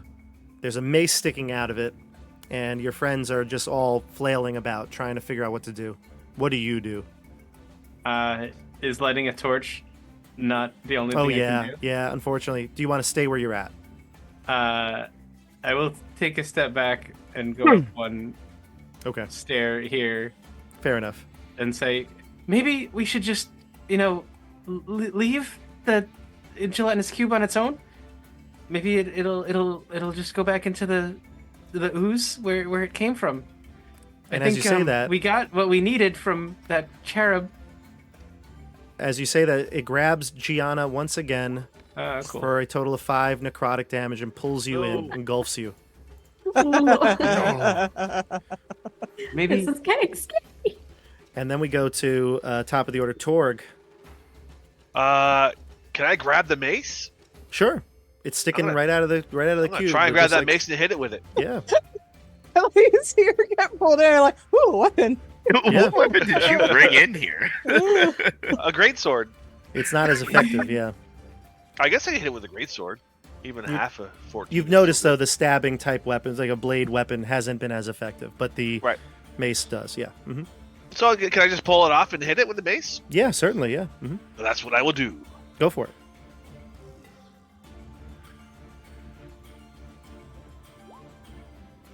An 11. And 11 hits. Oh, yes. You What's the lucky damage dog. of a mace? It's a It's I don't a know, D6. actually. D6. Cool. Plus 2 attack damage. Plus 1 weapon mastery. I get plus Oh, 1. Chris, for this being is a big half here. Orc. Plus 1. This is for being big. a half orc. Oh, Chris, It That- failed verification. you failed verification. Just roll a D6 and we'll add the numbers. There you go. 3. 3. That's all you get? You said you had bonuses to that, right? I don't know. My bonus is based weapon mastery with a great sword. Oh, right. So 3, you said, right? All I get is plus 1 from being a half orc. Okay. The creature is still alive, everybody. Ah! It looks like it's about to collapse within itself. We go to Estelle. What are you doing with Karen? Well, he has my weapon. So I I'll guess toss I'm- it to her.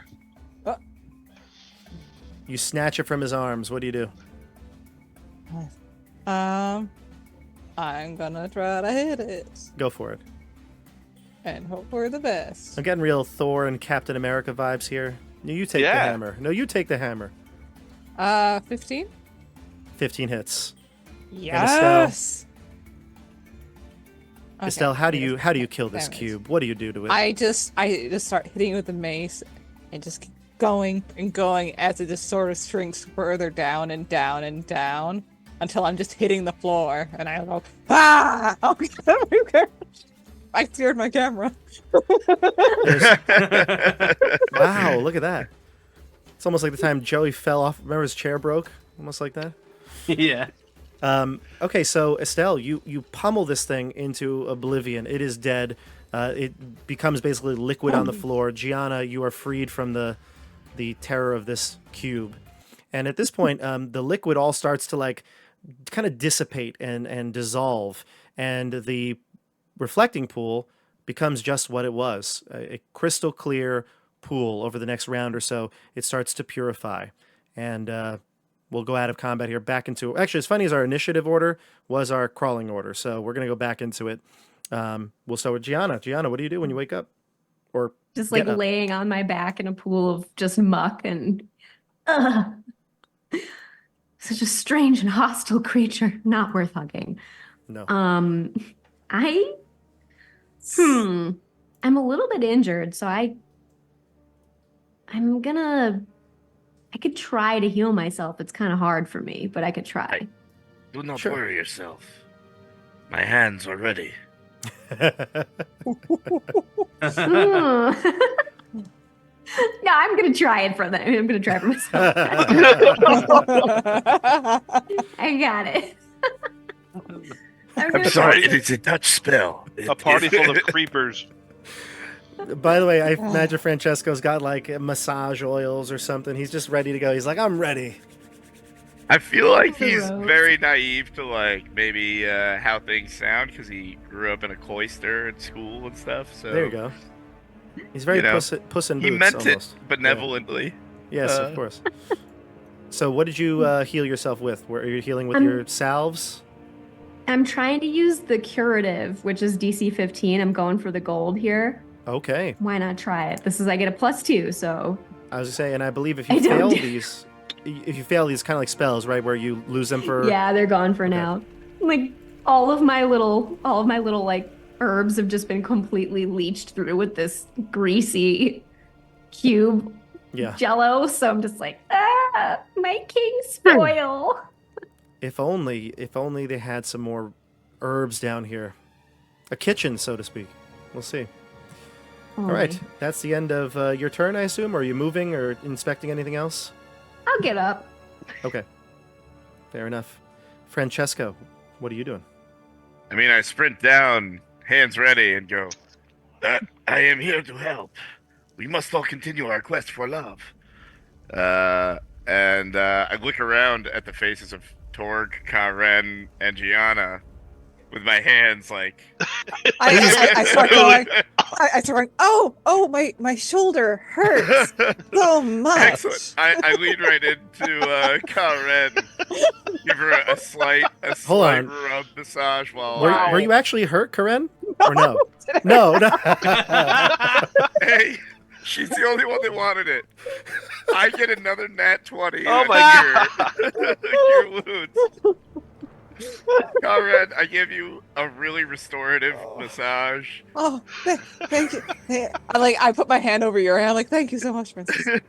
We must be relaxed to find our true love. She didn't even need the healing. Hey, she's the only one that didn't shy away from Francesco. It was emotional healing you gave her. And then I'll just walk up to the water and kind of eye it. Because it's now clear, like regular water. It is now clear, exactly. Yeah. So it's a reflection pool. It looks as though it was designed for people to come and just enjoy this water and maybe think about their well, if they were a couple, perhaps to think about their love together, or for others to think longingly about those that are not present. And so you see it, and you see reflection in there, Francesco. This is not an action or anything. You just moved over close to it. You see a reflection in there, and you feel like there's like a pull to it. You want to think about someone you maybe perhaps in your past that you've loved. Oh, absolutely. That might be every moment for Francesco, but I believe the first time I walked out of the all-male school I was in, the first lady I laid eyes on, I fell in love with. Young love. I love it. It's love at first sight. Francesco believes in it. There we go. It was a hag. It was a hag. It was Agatha. Agatha, that's canon for sure. Met Francesco a long time ago. It actually explains quite a lot why Francesco is the way he is. Yeah. All right, so Nate, that's your turn. We go to CJ. What are you doing? What's Adium doing? Adium saw Francesco run past and say, "Does anybody need healing?" And he's like, "I would have. Oh, it's fine." I healed you already. Yeah, you're full. I still, of it. But so it's Karen. I guess. Like, okay. Well. Maybe we should head back. It seems like there's nothing else this way. Did you see it, that key? Do you think that key is useful for something else in this place? I think maybe back the other way through that other portcullis. We should go. Adium. Adium? Yes. Whatever. You take a very long time to talk. You need to be faster than that. Okay. If you're going to be part of this team. This one brought this guy? humbly apologizes for speaking so long. No, you're talking. I like the groveling, but like you gotta hurry this up. He would. This one would very much like to just move on. And since I am the one carrying the torch, perhaps we should all move Go on. down this hallway. That's pretty bold of you to say they have to follow you, huh? Interesting. Torg, Adium is moving away, so it's getting darker. Yeah, I'm gonna. Well, first I'm gonna take. It was like on a chain, right? A key on a chain. Yep. I'm gonna take it and say, "Karen, I found this for you," and I'll kind of reach over, try to tie it around her neck. You trying to strangle me?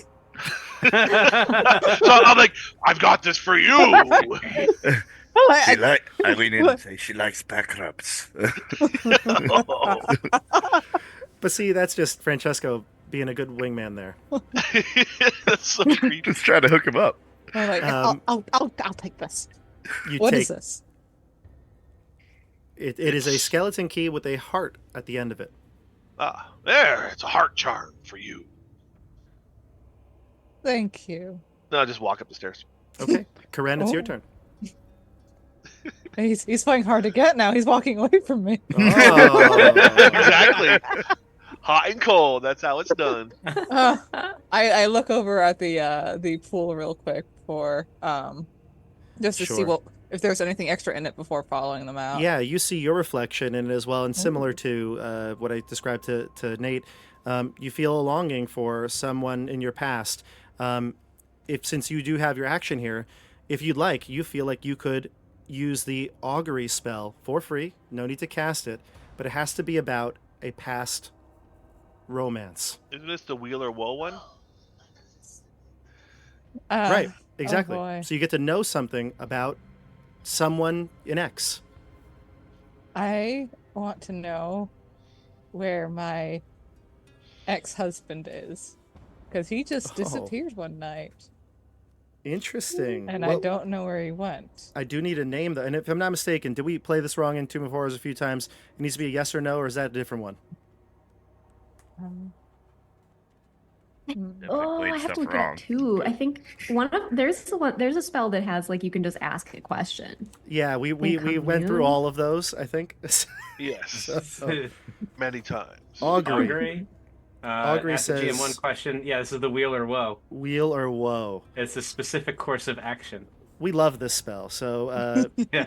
Yeah. Wheel is good things. Woe is Yeah. bad things. right. So actually, this is more of a like instead of it being like information about your ex, it's like, what happens if I were to go see him again? What would that be like? So yeah, yeah. I'll do that. What would happen if I see him again? You see heartbreak in your future. It is just, Whoa. he will rip your heart out and stomp on it. Complete woe. And what was this jerk's name? Oh geez, I need a good name for this. A good dwarvish name. Oh. His name was Kevin. Kevin? Classic dwarven name. A strong dwarf. Wait, what was our NPC in Tomb of Horrors? How'd I forget his name right now? Torvald. No. Oh, well, yes. Thorvald, the hairy dwarf. Torvald. Oh yes, yes. Thorvald. Thorvald. It was totally Thorvald. And, yeah, total wheel. Or total woe. He's going to take your heart, stomp on it. I'm starting to see a theme between Torvik and Torg. Yeah. You have a type. You have a type. No. All right, so that's the end of your turn. Gianna, you see your allies, some of them leaving, some of them looking into the pool. What do you do? Well, I think she's gonna spy a little bit and take notes. Like Karen's face has fallen as she observes this pool. Strange. And then I think she'll follow Adium. Yeah, got to get to the light. Yes. And because the pool doesn't extend any farther. It ends here, right? Like this is the end of that room. Yes, exactly. You get the sense that maybe there's a reservoir deep underneath, but it doesn't look like it's very easy to get through. It would be very dangerous. Seems Got like it. the All edge right. of the. It seems like Seems like the edge of the world, so to speak. Yeah. almost, yeah. Edge of the world. The world just doesn't continue on past that. It's just pixels. There's nothing there. All right. So I'll go back the way I came here.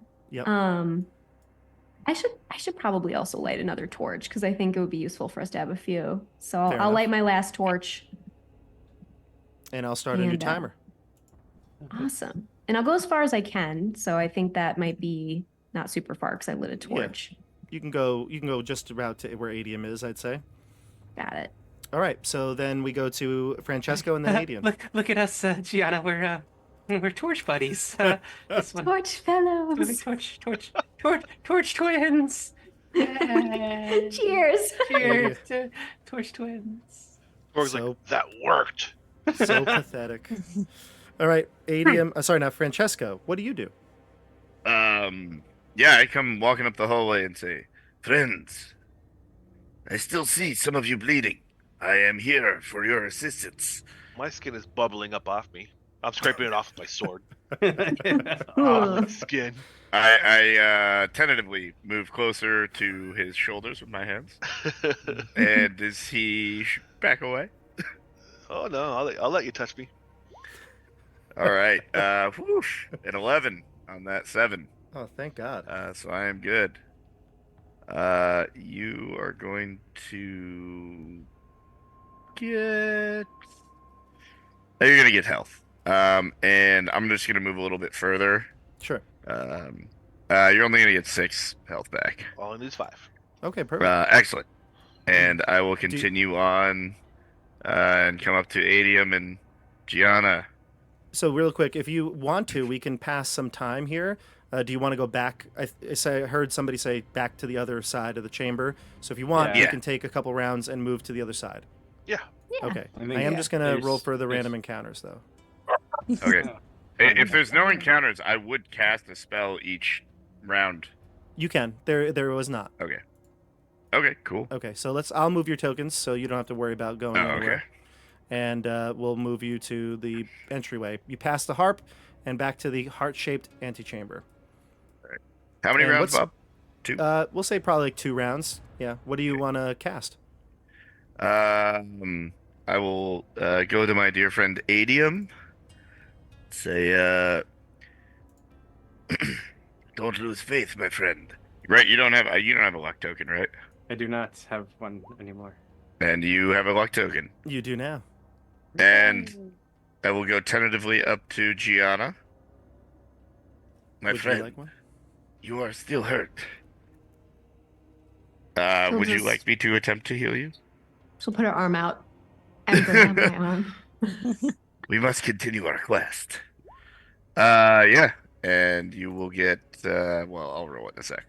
Perfect. Yeah.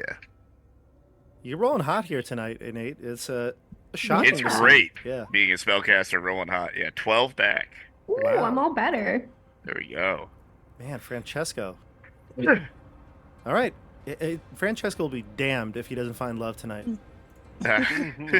He's not about attack. You know, All right, he's- so the corridor here goes left. The portcullis is still open. It goes towards a door about 20 feet, just like the other did. A simple door, wooden door, no lock apparent. We'll go back into order here. Torg, it is your turn. So the portcullis. I'm sorry. It's open. Closed? You can. It's Nope, open? it's open. You can see to a door here, 20 feet away. I'll walk up to it. Try to open it. It opens. You see a very interesting room. There are a lot of there's seeds all over the floor. Ew. I mean, Well, it's barley and poppy seeds. So, yeah, you never want to mix those two. They are mixed together. There's 2 bags ripped, and it shows them spilled all over the center of this 20-foot chamber.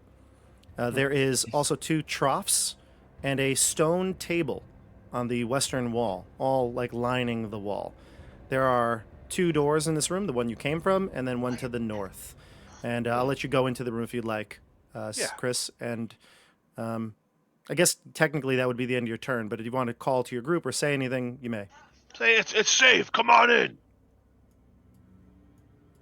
We'll All go right, in. now When it's our yeah. Do you all want to go in? Yeah. All Okay. right. Yep. You all die. sweet. Ah. Nice. It Um, looks like someone spilled their seed all over the floor in here. That's what happened, CJ, yes. Okay. And Is- we go to Karen, though. What is Karen going to do about it? You sound more confident, Adium. I'm just, I just wanted to know about. I just thought that double entendre really. Oh, Maybe stay in your lane. Correct. I just want to apologize. Brutal. I didn't say you could lift your head yet. Wow. Correct. Karen is Wow. nasty. Really living up to her name. Go ahead. It's you, Estelle. I'm sorry. Just. That's okay. Okay, I'm gonna look around the room. This is just a seed in there. There's 2 bags of seed and 2 troughs and a stone table. The stone table, now that you're in here and can see a little better, there are 3 small little figurines on the table. One of them is shaped like an ant, another like a beetle, and the other like a spider.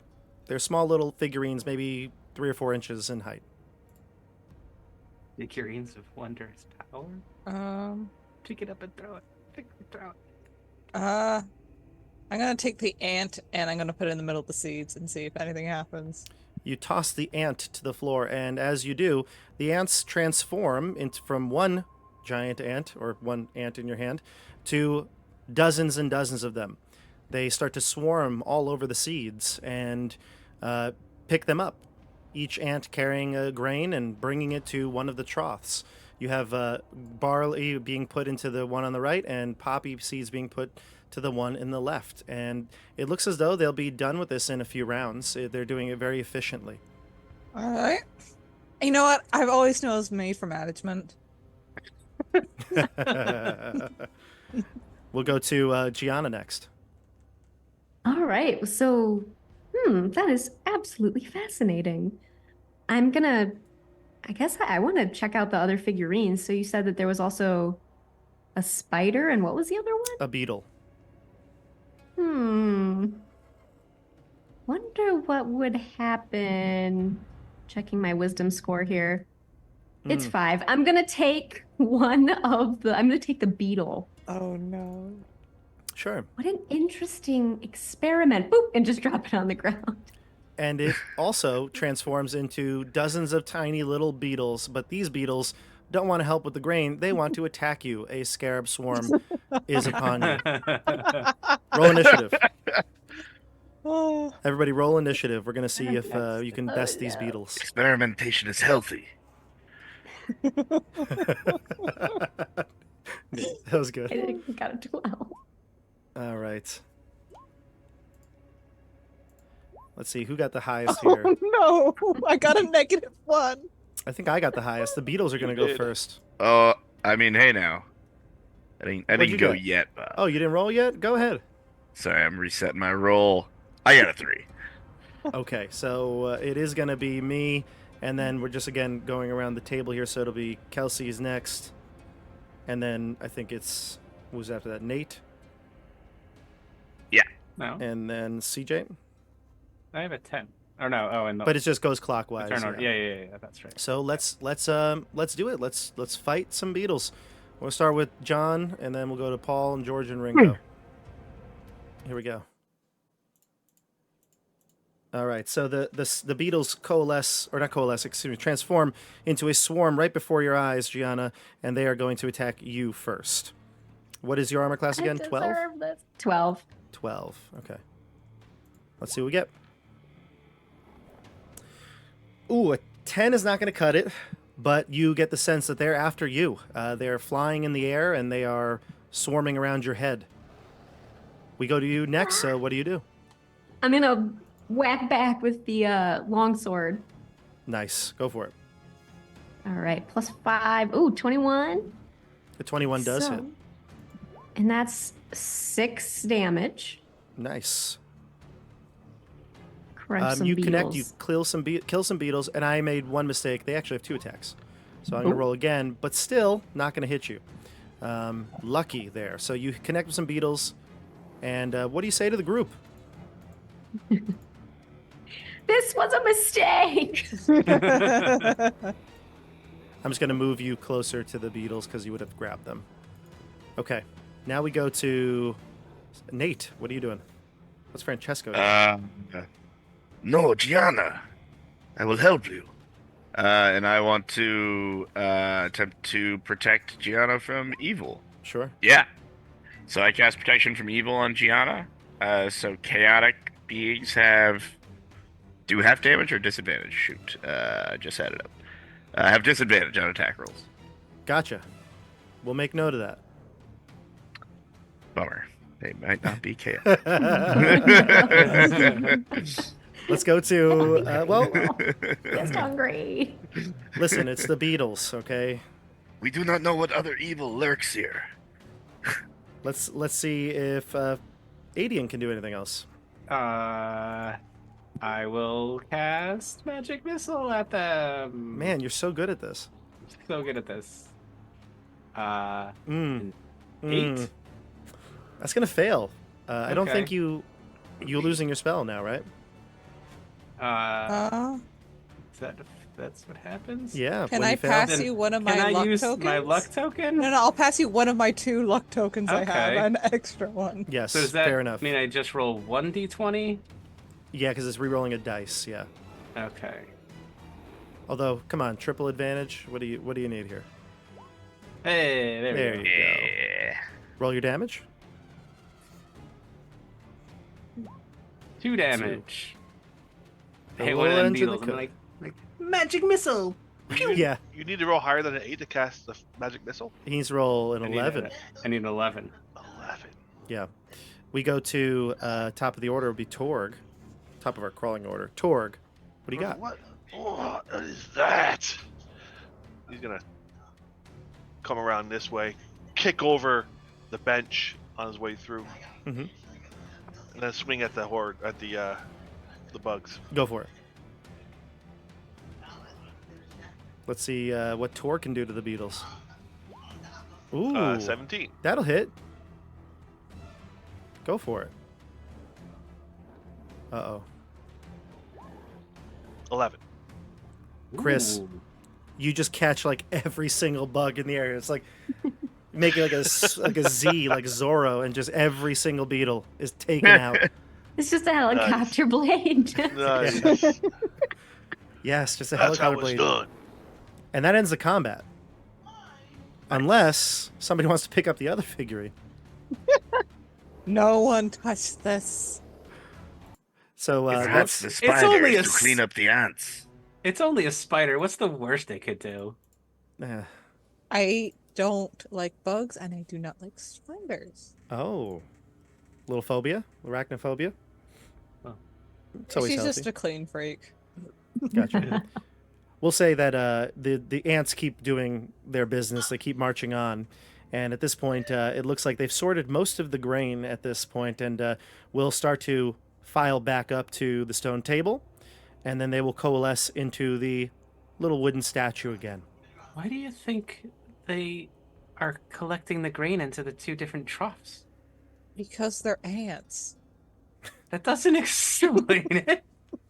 Well, now you've got Just nice this sorted poppy seeds and barley. So How did they get unsorted? the ants did it. The ants worked tediously to just maneuver all of them. Yeah, but how did they end up on the floor to begin with? Oh, I believe Estelle took the figurine and dropped it on the floor. Yeah, I put the fridge. How did the seeds end up on the floor? They were That- already there. That is a good question. Someone spilled their seed on the We floor. do not know. Right. We do not know. Uh, So we're going back are to the there- crawling order here. Yeah. I think it would probably be. I think it was Kelsey who dropped it, right? So we're going to go to let's see, Francesco. Oh, we are back in that order. Yes. Yes. All right. I'm gonna. So everything's up off the ground. Did it reveal anything on the ground? Nothing. No. Just nice sorted grains. You never know when you need a stack. I take a scoop of the barley seeds. Sure. Put it There's into enough. a pouch. Yeah. Does anything happen? Nope. There's enough though that you could make make food with it, so you can keep it as kind of like a ration. You can use it. Cool. Hey, what is Uh, it? What does a vegan zombie eat? Oh, I don't know. Brains. brain. Oh, grains. Right. And this is why Adium is single. Adium, with humor like that, you will surely find someone to love. You think that would be so nice? This one would love that. maybe a gold. Somehow our horse. dungeon master, who has the corniest jokes, has found love. It is Adium's turn, so after you tell the joke, what do you do with your rest of your turn? Yeah. Did you wanna do something I else, turn to Nate? Gianna and bless her. Okay, gotcha. And then while he's blessing, why don't you go ahead, CJ? What do you do? We shall not Uh, give up hope. I will I am open... unable to bless anymore. Oh Can I- no! We've been fully blessed out. No. Wait, can I pass my other luck token that I have Sure. left to Yeah. save Oh, this? The blessed chain. indeed. Hopefully this works, Gianna. This is big.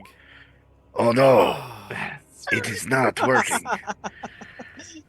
We Well, are it was- down so much luck, You're down on your but luck. we will push forward.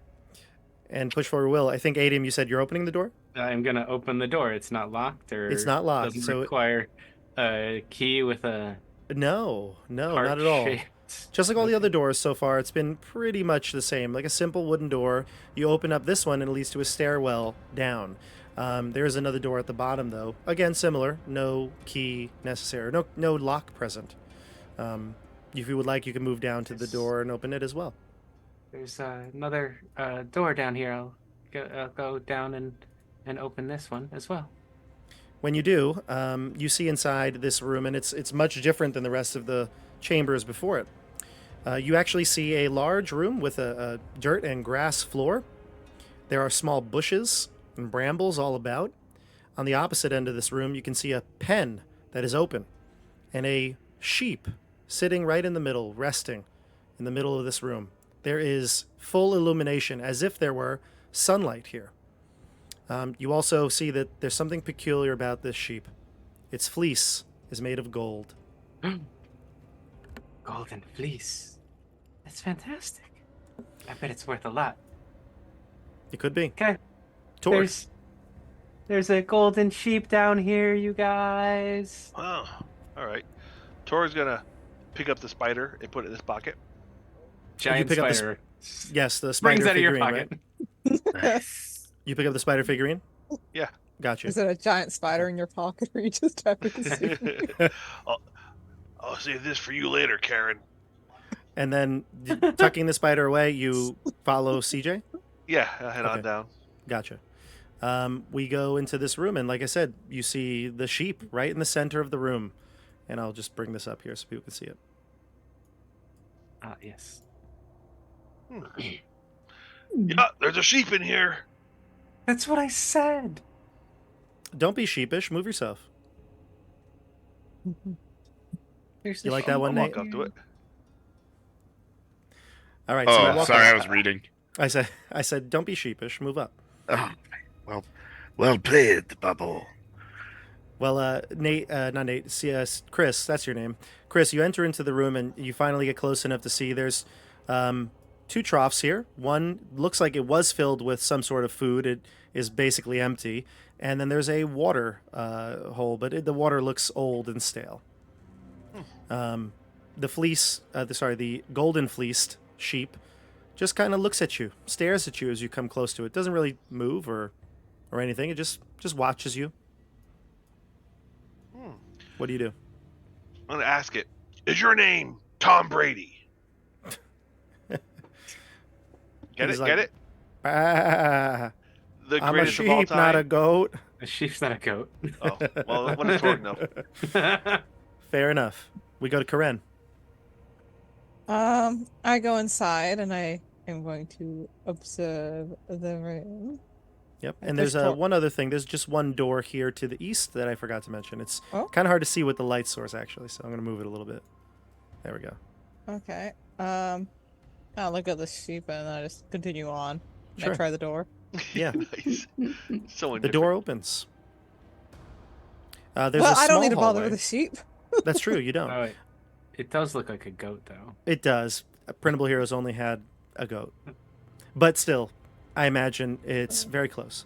So, Karen, you open the door and you see another small hallway here, except the door opposite doesn't look like the other doors.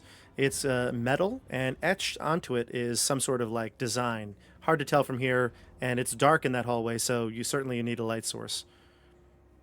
We already have 2 torches going, so I probably shouldn't light a third one. I call out, Adium, get over here. I need the light. Yes, yeah, okay. I'll be there as soon as I can move. Hurry up. I'll be right there. Gianna's up next. I'll come down the stairs. I've got a light source. And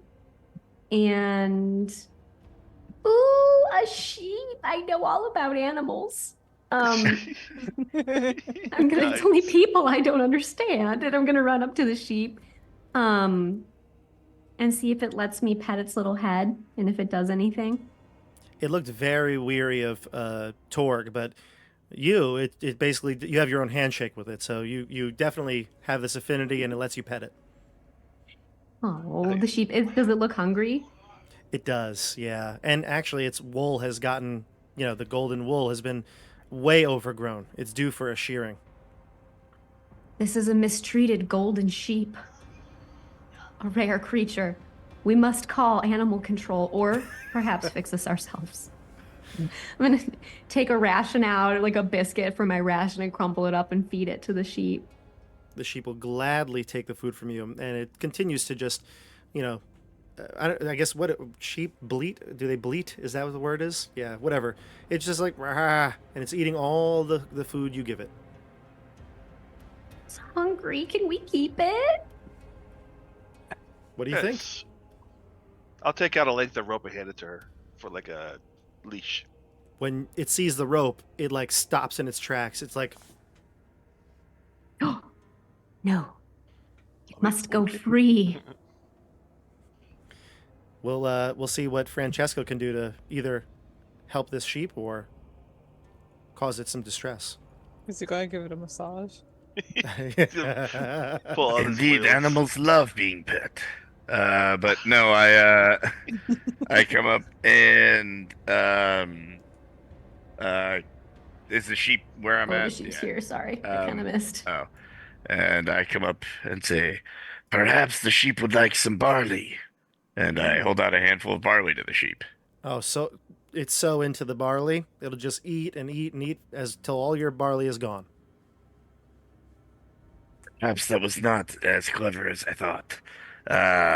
And yeah, I will continue on and examine its bedding situation and the food and water situation it's got. Just at a glance, you can see that there's like hay and other things put into the pen to keep it comfortable.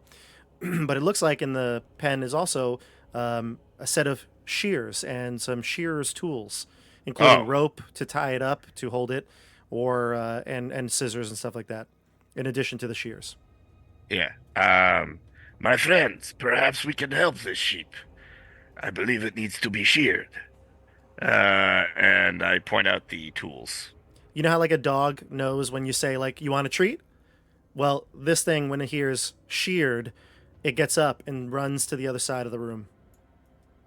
Oh. It's scared. It's like bath time.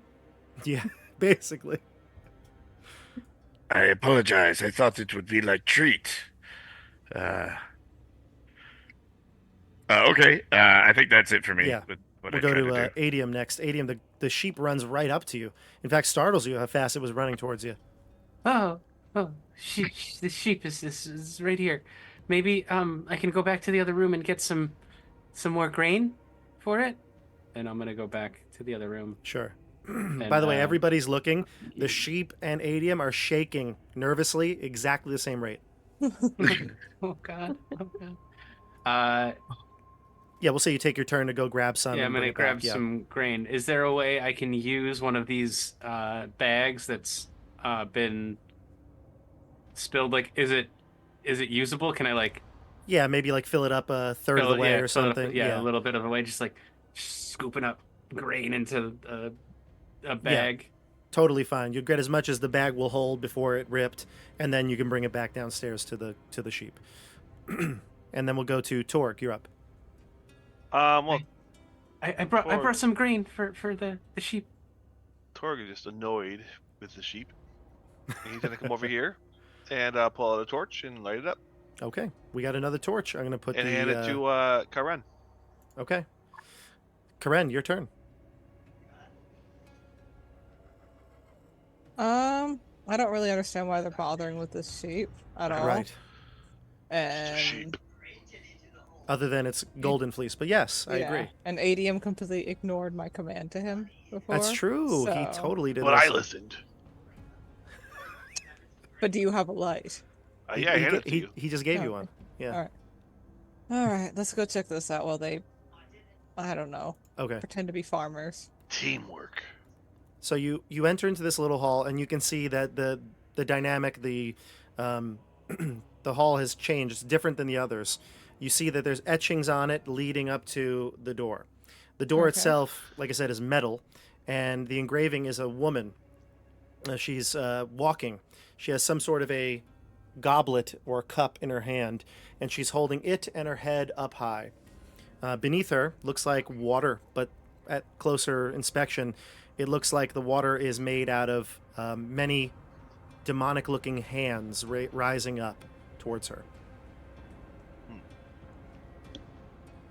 Is there like anything to press down? Is it just a? It's a no. It's a door. It's a door. It's like the Okay. hall had the similar etchings, and it kind of led, and it like fed right into the door. I'm gonna open the door. Okay. Inside, you see pretty big chamber. It's got a small stream or a river that runs along the southern wall. There's like two little holes that the water kind of travels to and from. Almost exclusively, that is really the only major feature in here. The other thing is to the northern wall, you can see a small altar with a red tablecloth and a chalice sitting upon it. Okay. I'm gonna call out, Park, there's water and a chalice in here. I'm gonna try to get some water. Okay. We'll go to Gianna next.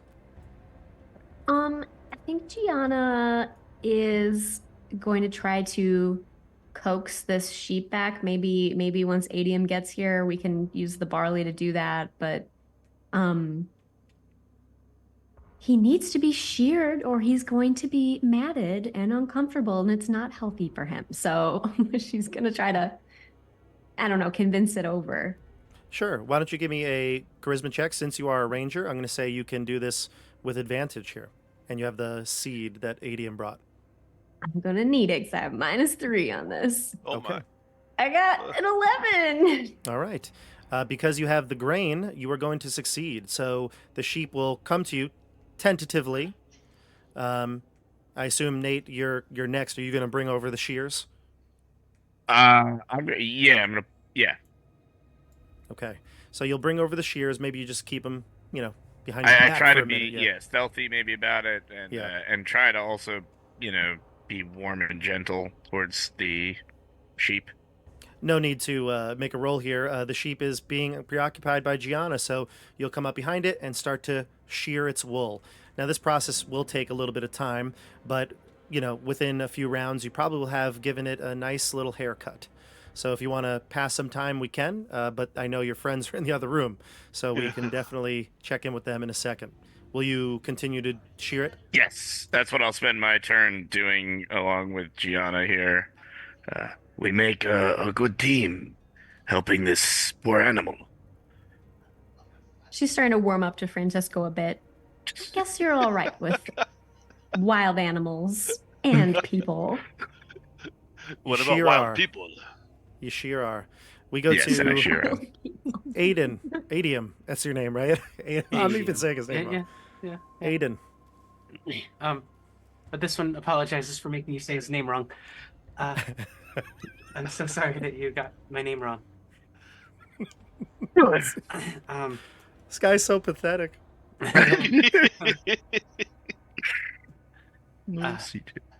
come into the room. Are they shearing the sheep right now? They sure are. They are. You are. Sheer genius. I guess I'll go up to here, and I will, since they're, I'll leave the grain with them. Yep. And I will say, "Oh, Lady Karen, please, wait up. I will be right with you." And I'll go catch up to Lady Karen. Sure. As you spend your double movement, you get into the next Yeah. room. Gotcha. All right. Yes, Now I'm here with my torch. Oh, it seems you already have a torch. Yeah, you were too slow. But I brought mine with me. Well, you're not needed anymore. This one apologizes for not being fast You enough. know what? I'll be nice and I'll forgive you. Man, poor Adium. Adium.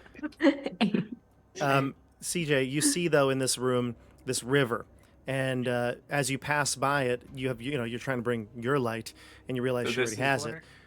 Yeah, this water right here. So you can see it's got a very mirror-like reflection to it, similar to the reflection pool that you had before. Oh, okay. And then we'll go.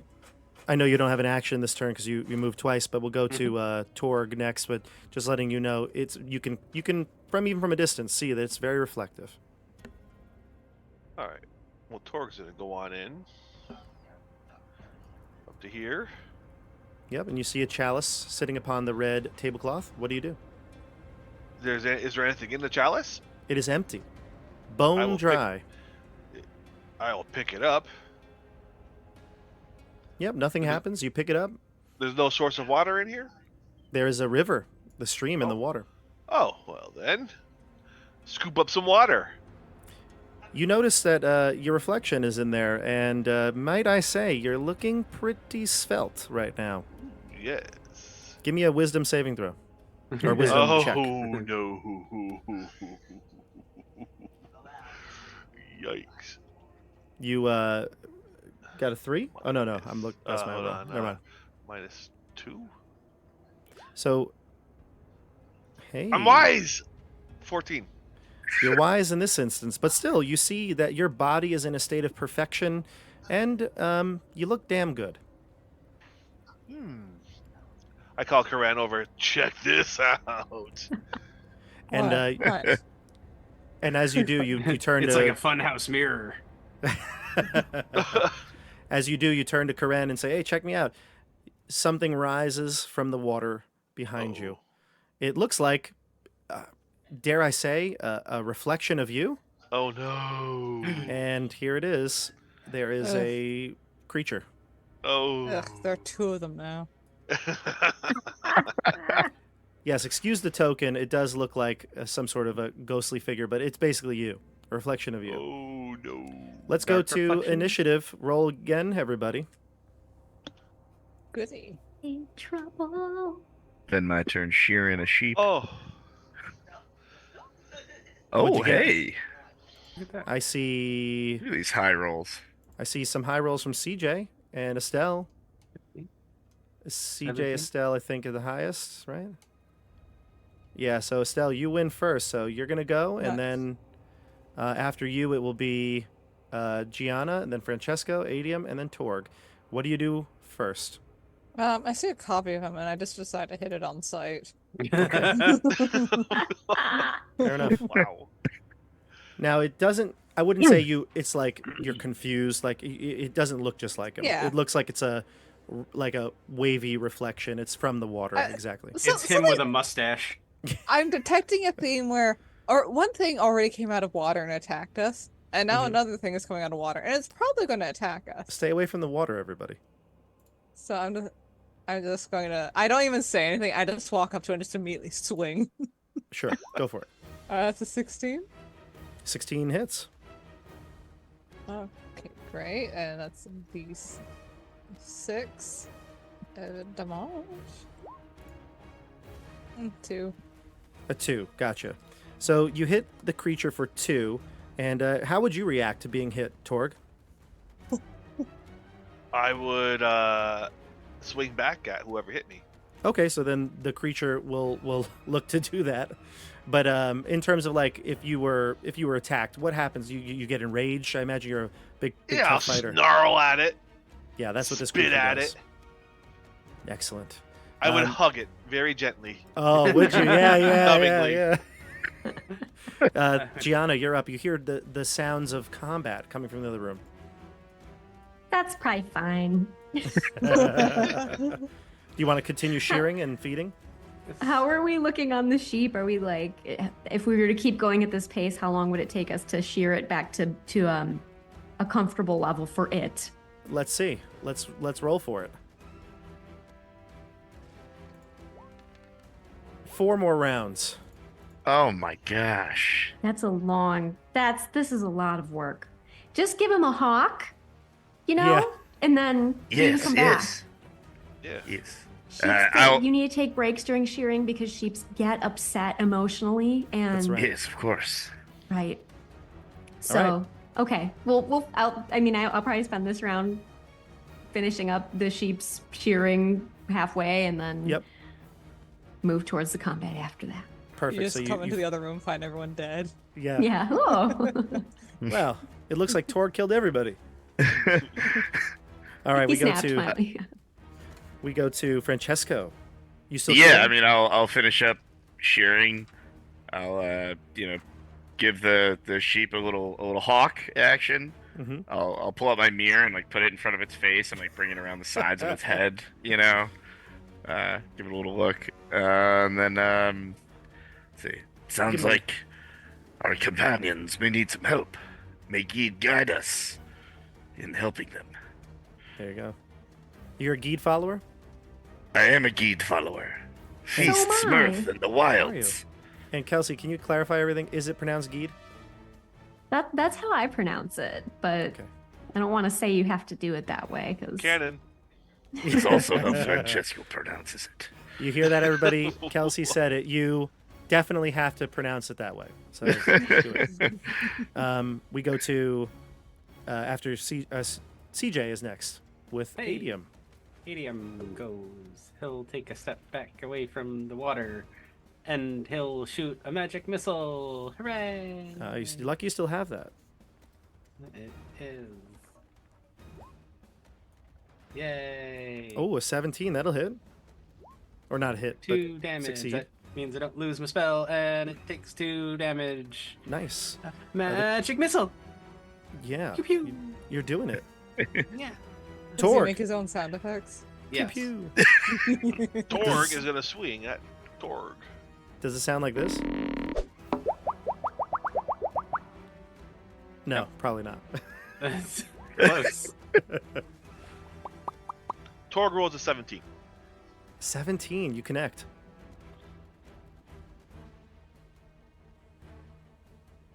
This creature is not Or happy. 15 damage. Oh my god. Torg, you're so strong. Hey. Wait, you rolled a 12. Wow. You don't see that often. Yeah, it's max damage. Torg, how do you kill yourself?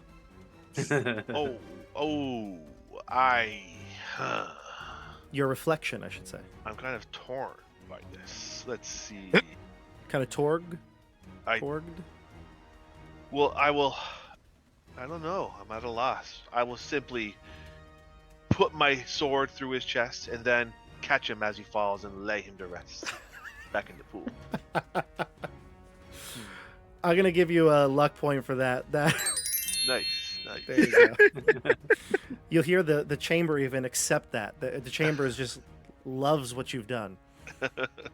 All right, so that's good. So that's the end of that. Your reflection goes down into the pool. Right. Slowly, gently, with care and love. with care and love. At least We're I gonna love jump back. myself. What's that? I love myself. You do. You have to have self-care. We jump back to the crawling order here. So I believe that was Chris that got that done. So Estelle, you'll be next. Sorry, I lied. Yeah, Karen is next. Go ahead. All right. See his double getting splashed down. Mm-hmm. Well, that was something. The cup is filled with water now. I'll hand it to her. Is Tor like still on like near the ground after he put down the watery body? Yeah, the thing went back into the water and just became one with the stream again. All right. I'm gonna grab the chalice and also pat Torg on the head and say, "Good job."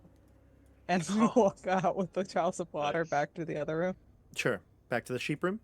Yeah. Okay. If you want, we can spend some time shearing the sheep and getting it fully sheared now that there's no combat. Would you like to do that? Yes. Mhm. You shear the sheep, and you estimate that after it's completely sheared, you have about 100 gold pieces worth of wool. I say you should take it, Gianna. You know what to do with it more than I, and perhaps it will help you on your journey. I live in the forest. I don't even know what money is. I'm just gonna kind of just like shuffle the fur off to the side and like, yeah, if you guys want it, you can have it. I just care about this beautiful sheep. And I'm gonna pet his head. And I'm gonna call him Igor. Igor it is. Igor will follow you now if you would like. You can give him sort of a leash. He trusts you. Okay, I'll make a loose little lead. I have a rope, so I can do that. Perfect. And you know what? Luck token, the chamber loves that as well. Oh. Nice. All right. So we'll jump back into the crawling order here. So Karen just went. Gianna, it would be your turn. You spend about 4 rounds shearing the sheep, and the rest of you can congregate back into the sheep room or this room if you'd like. I want to go see the new room. Okay. Meet in the new room. Go ahead. Yeah. All of us? I was Yeah. gonna try to like fill up the water thingy with like fresh water, but like I feel like that's pointless at this point.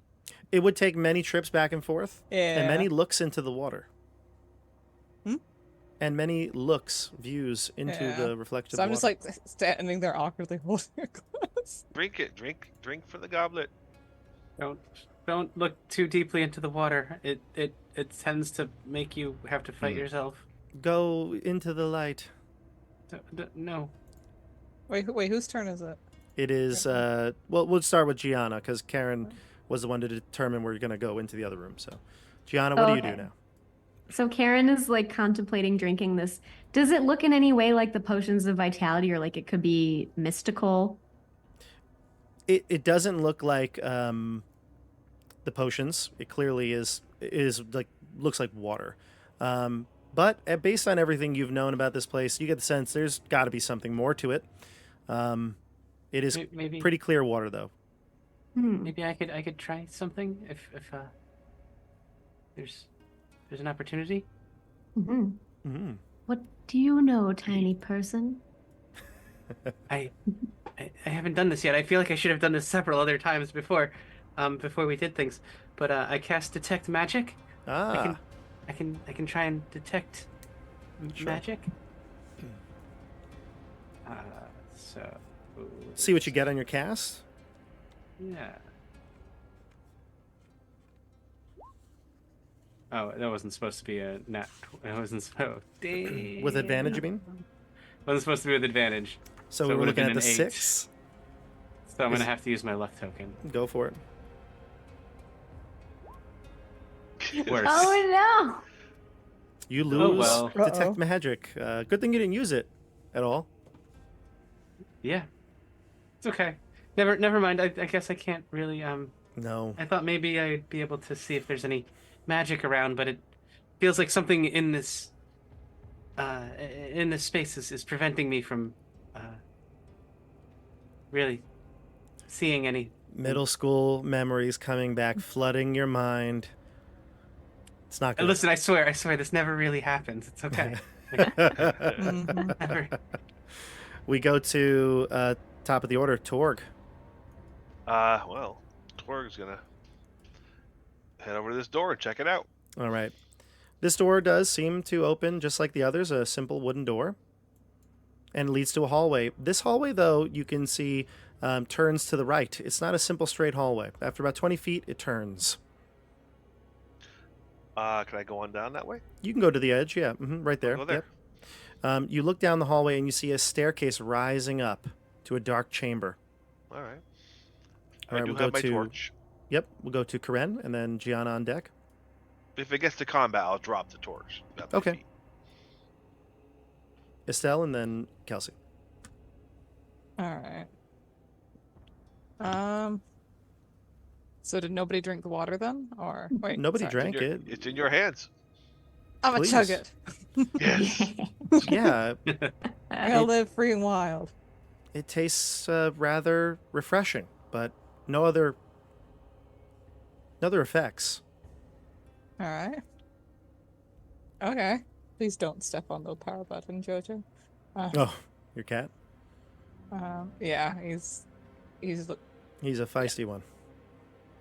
he's All right. he's my boy. Because if he shut that off, then it's a good thing we're recording this. We go to, unless you want to do something else, go ahead. No, I'll go. No, that's my water. What do you? Sorry, he I'm just not stuck seeing his this head as into a- my water. Oh, okay. I thought you were talking about the water. I was like, your cat's stealing the water? Okay, you said a new hallway opened up, right? Yeah, Chris opened the door. Yeah. Mhm. Yeah, I'll just charge down there. Charge. Okay, you run down the hallway. You see the stairs leading up to the next chamber.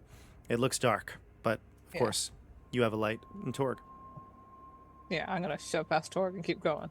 Okay, move yourself. Yep, I'd say you can get to the top of the stairs. Heck yeah. So before you is probably maybe, well, I guess it'd be your opinion here, but other than maybe the sheep room, this might be the nicest room in the entire chamber. It looks like a shrine room, Estelle. There is a altar in the center of the southern wall. There's a simple wooden box with a metal clasp sitting upon the altar. Similar to the one in the previous room, there's a red tablecloth atop it. There's a stunning marble statue right next to the altar, depicting an ancient goddess of beauty. Her name, lost to time. You can see the statue has an outstretched hand. On the opposite side of the room, closer to you, is a big iron trunk. What do you... Okay. well, I guess that would be the end of your turn because you moved twice, but Yeah. It's We'll a go big to- old movement. yeah, we'll go to Gianna. Okay. Karen chugged that like a rosé and was totally fine, and I'm gonna just is that Karen's like drink of choice was rosé? I think It it's on certainly brand, is. you know. It's what she does is she gets like the boxed rosé wine, Yeah. and she pours it onto a glass and pretends that like. And if anyone asks, she says, "Oh, it comes from this bottle that she's had for a while," Yes. and she just refills with it to make it look fancier than it is. You gotta keep up. Amazing. Gotta keep up with the Joneses, right? Yeah. All right. Perfect. Well, I will just follow her lead, and I'm gonna come on, Igor, and I'm gonna bring the sheep into the next couple of rooms here, or next room. Yeah, you'll lead him up I'll and spend my whole turn. yeah, you'll spend your turn bringing Igor up to the steps to this shrine, and Igor, he slows you down a bit, but you'll get up there. It just takes a little more time for him, but he feels light as a feather. So sleek and So fancy sleek. now. Did you leave the mohawk? Yes, Okay, fair enough. right? We should. Mm-hmm. Yeah. Looks so cool. Frank, would you like to join? And Adian, would you like to join? Who? Who? Would you two of you like to join the group in that chamber? Yeah. Call Sorry. them Frank. Oh, sorry. Yeah, but Bob, as I'm walking, I pull out the shears and I start to shear up the golden. Goodness gracious, what is this? Fleece. Into like a boa, and I come over to Karen and say, "This would look lovely on you," and Oh. I like drape the golden boa around her neck, Oh. trying to put some good use to that. I will glare at him. I say, perhaps compliment her, my friend.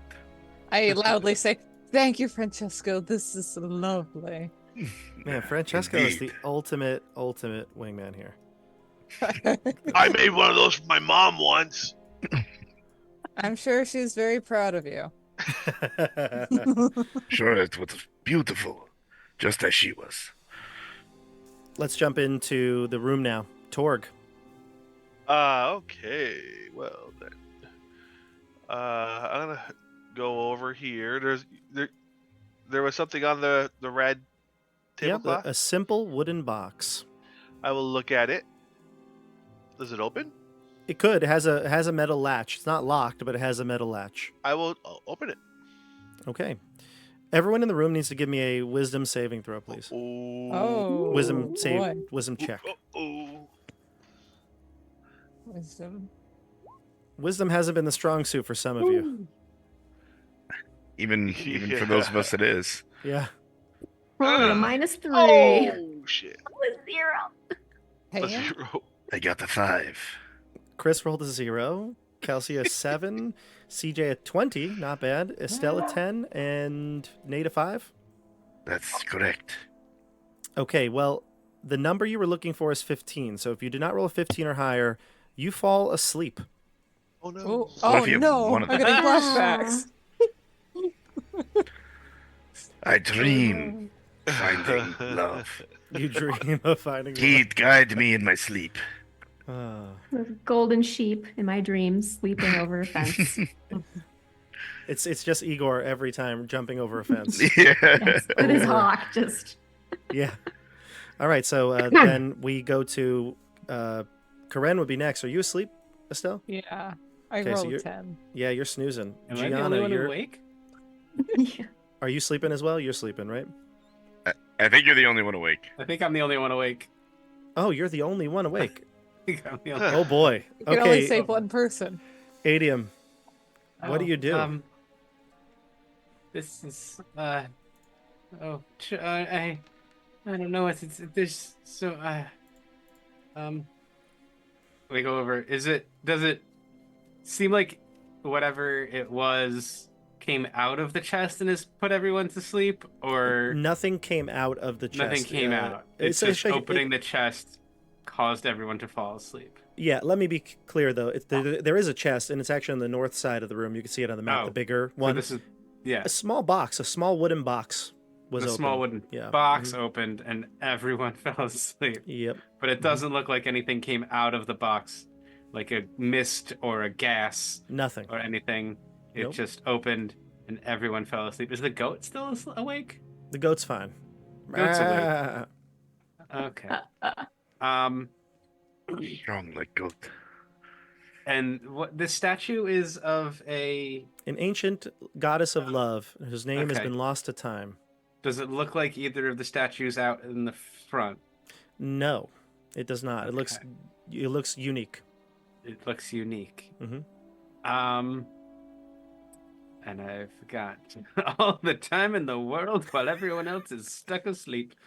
I'm gonna go over to this chest and inspect the what this looks like. How does It looks as though there is a keyhole in it, right? The trunk has it set into Okay. it, and it looks like a very large skeleton key would go inside. Oh, interesting. I searched Torg's body for that key while he was asleep. You could find the key, I'm sure. Where did you Yeah. put it, Torg? It's not on Torg. Oh, it's on okay. Karen. That's right. Oh, around her neck. I Yes, go yes, over yes. to Karen, and I get the key from Karen. Sure. And then I go back over to the chest and I see. This is a bad idea.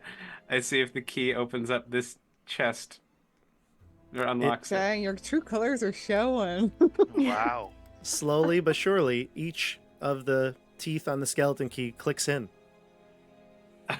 Wow. Look, man, you're the ones who fell asleep. I unlock. Could we and see a betrayal in our first Shadowdark with its creator? Oh my god. This one would humbly never betray everyone. He would never have acted so meek and weak, only to betray them all at the very last moment. Or would he? Wow. But yeah, he will, and then open the chest and see what's inside. Oh boy. Just like in like Pulp Fiction, the All of the lid opens and like just golden light floods into the room. As long as it's not like Raiders of the Lost Ark. No, it's not like Everyone's asleep. We'll be all right. the Keep your eyes closed. you know it's not like that. No. This is a beautiful sight. You see a golden short bow. It's adorned with laurels and angels' wings. Heh. I have no use for such things. But wait. Okay. Did this does this statue look like it could hold anything? It does. Perhaps something small, handheld. Huh.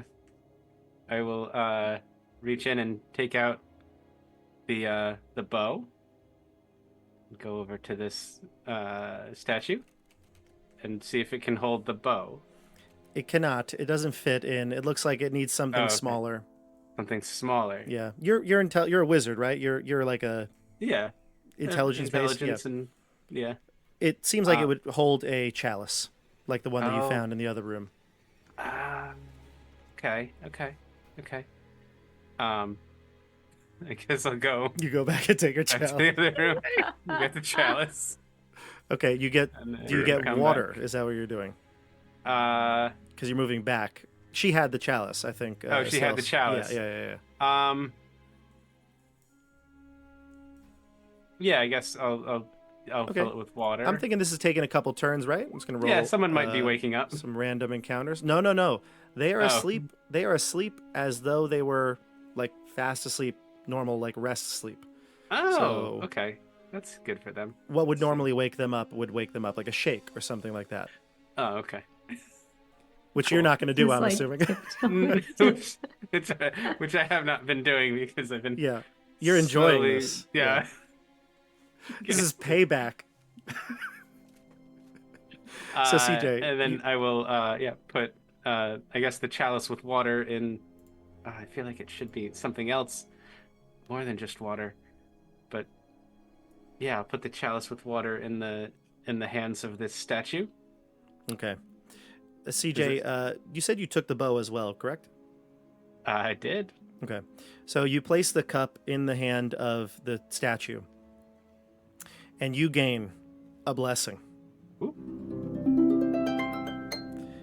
You have the blessing of affection. You get +3 experience points. The group would get this if we were continuing on. And you now have advantage on charisma checks for the next 24 hours. Oh. So if there's ever a time for you to find a date, it's within the next in day. the next 24 hours. Yeah. Uh, And just as you kind of feel this blessing wash over you, the altar slides and moves, revealing a chamber. And a tiny little cherub baby flies out. oh. And I don't know if you can see him from where you're at, but I'm going to move him You out in can there. see that, yeah, right there. He like swirls about the room, flies in, makes a grand entrance, and he looks at you. He's actually probably based on who you've played all this game. He looks at you. He's like, huh. He's like, he goes, let's see if this works. Actually, Hello. God. Yes. Not the type I'd expect to bring the chalice to the goddess of beauty and love. This one humbly it serves the goddess of love and only seeks her blessing. Perhaps my friends here I would awaken some of them. Yeah, what happened to them? They seem to have all fallen asleep when they opened that small box. Oh no. You opened the box? No, You they weren't did. I supposed didn't. to open the box. I understand that. I see that now. I apologize humbly. I'm so sorry. We got Please. more things to worry about. Get your friends up. There's a horrible ooze creature. It's killed all of my friends. I think we killed a horrible ooze creature that seemed to have been around some of your small little baby Oh, skeletons. thank you so much. He comes up and gives you a... he comes up and gives you a big kiss, and then he'll go and Oh. give each one of you a big old kiss that wakes you up. Ah, Huh. why is there a heart beating in my face? I feel love on my cheek. Hi, everybody. My name is Gabriel. Peter Gabriel. A true angel. He seems real thrilled with this news that Adium has brought to him, that the creature has been defeated, the one that has tainted this chamber. We killed, yes. I, the great hero, was there to slay it. It's a shame he kissed all your friends awake. Because he would have believed He you. didn't say anything. Yeah. He did fight valiantly, though. He was useful. So I'm going to just take us out of the Roll20 view here for a second. You can talk freely here. He says to each of you to tell him his names. Tell him your names. Oh. This one is known as Adium. Your Grace, Highness, Sir, Lord. Oh, no need to pay respect to me. I'm just a simple cherub. I work for Cupid. Is Cupid the god of love? Goddess? Well, he's not the god of love, but he is a messenger. And that bow right there, that belongs to him. Oh, would he like it back? Not quite. Do you believe in true love? Yes, I do. I hope to experience true love one day. Can I make an insight check or something like that on him? On Yeah, I me, want to know or- if this guy thinks he even deserves love. You don't trust Peter Gabriel? He doesn't trust Adium. Yes, Aiden. Oh, you Come don't now, trust Karen. Adium. Okay. gotcha. Everybody deserves Adium. love. Adium thinks he deserves. By the way, you all woke up and Love? Adium looks way more charming than he used to. Yeah. Oh. This changes everything. No, Cupid isn't necessarily looking for that bow, but he was hoping maybe someone worthy would take it. Well, I don't know if I'm worthy. Oh, I I cannot only- imagine a more worthy man. I can think of a Really? few. I pat him on the back. My Cupid has chosen well. my friend, another cherub, was the one who had the key. He was supposed to guard this, and determine who would be worthy. His name was Oh, Phil you know Collins. Obviously, his name was Phil Collins, but he died. Yes, we came across his skeleton when we faced the evil blob. We treated it so respectfully. very, very respectfully Or was like, disposed of it. oh. And it seems you've sheared the sheep. Yes. He was uncomfortable, and it was the right thing to do. It certainly was, and I assume the grain has been sorted and organized. Oh, of course. Child's play. Certainly. And you've defeated vanity, your reflection in the pool. With one swing. Indeed. And a magic missile. Then it is true. You have passed the trials, and you are worthy. You may take this bow and do good with it. Spread love around the world. Whoa. Oh, yes. But Indeed we shall. just be careful, because if you abuse this power, Cupid will come looking.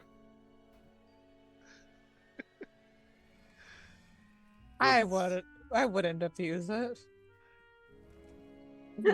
I will ensure that no one abuses this power. This I will. great power. Does Cupid have a great sword by chance?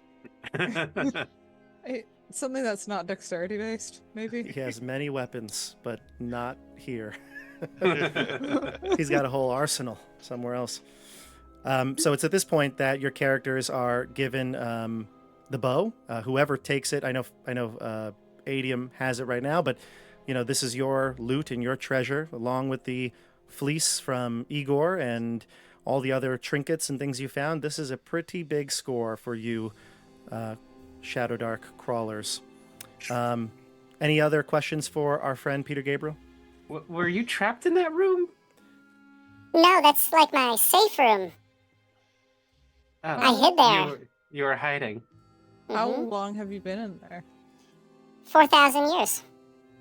4,000 or 4,000? Sure. I've lost track, honestly. You look great for your age, my friend. So you're not. So we can't talk to the goddess of love. Oh no. Only its messengers.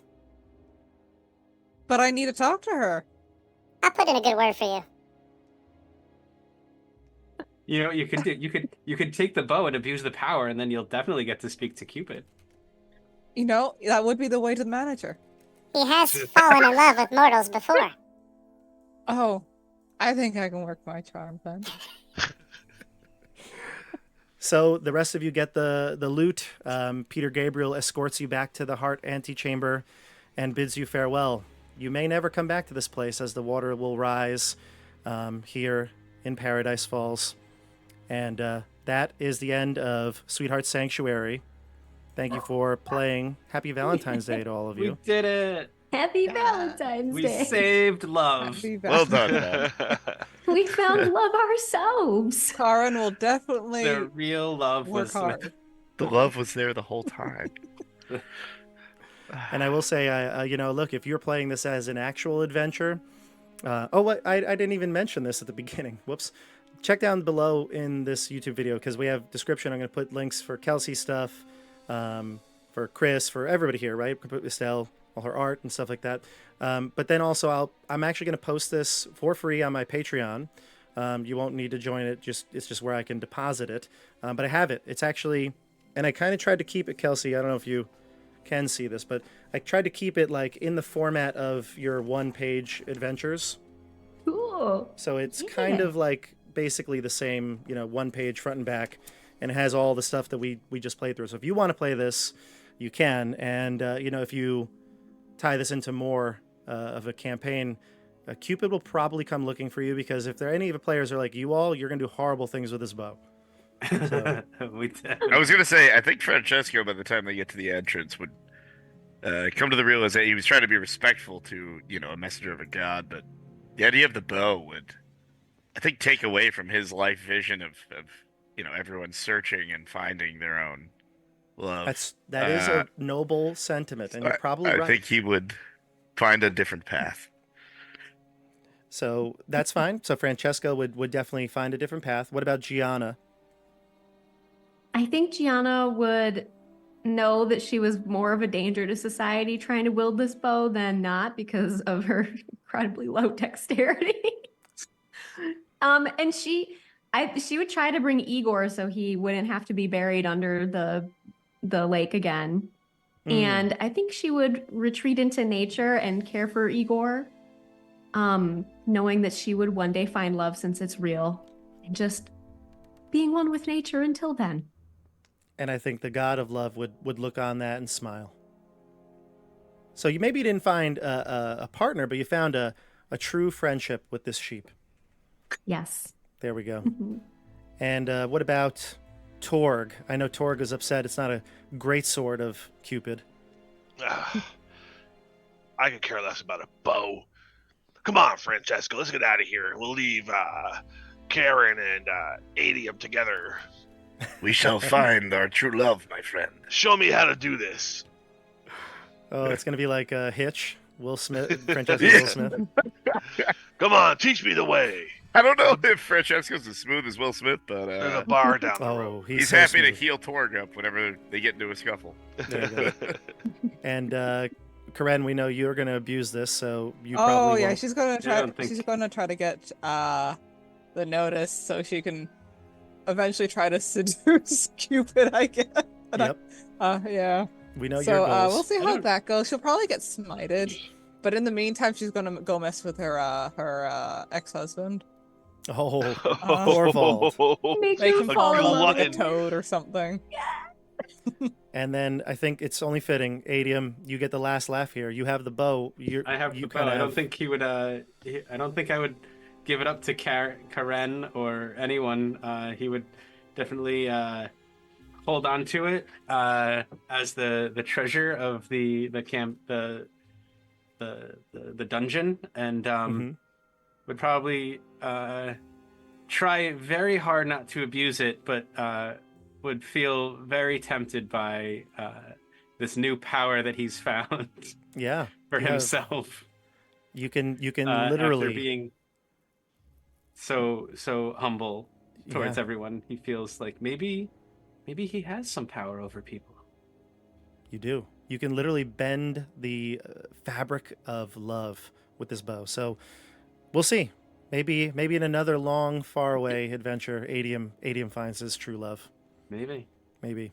So everybody, thank you again, and Kelsey, thanks for coming on and playing with us. It was a lot of fun. Thanks for having me, you all. This was so fun. Thank you.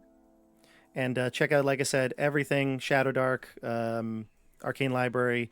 Kelsey said stuff is going on sale soon, so maybe even when this video posts is already on sale. So check all of it out. And for the rest of you, we will see you on the tabletop. Have a great night, everybody.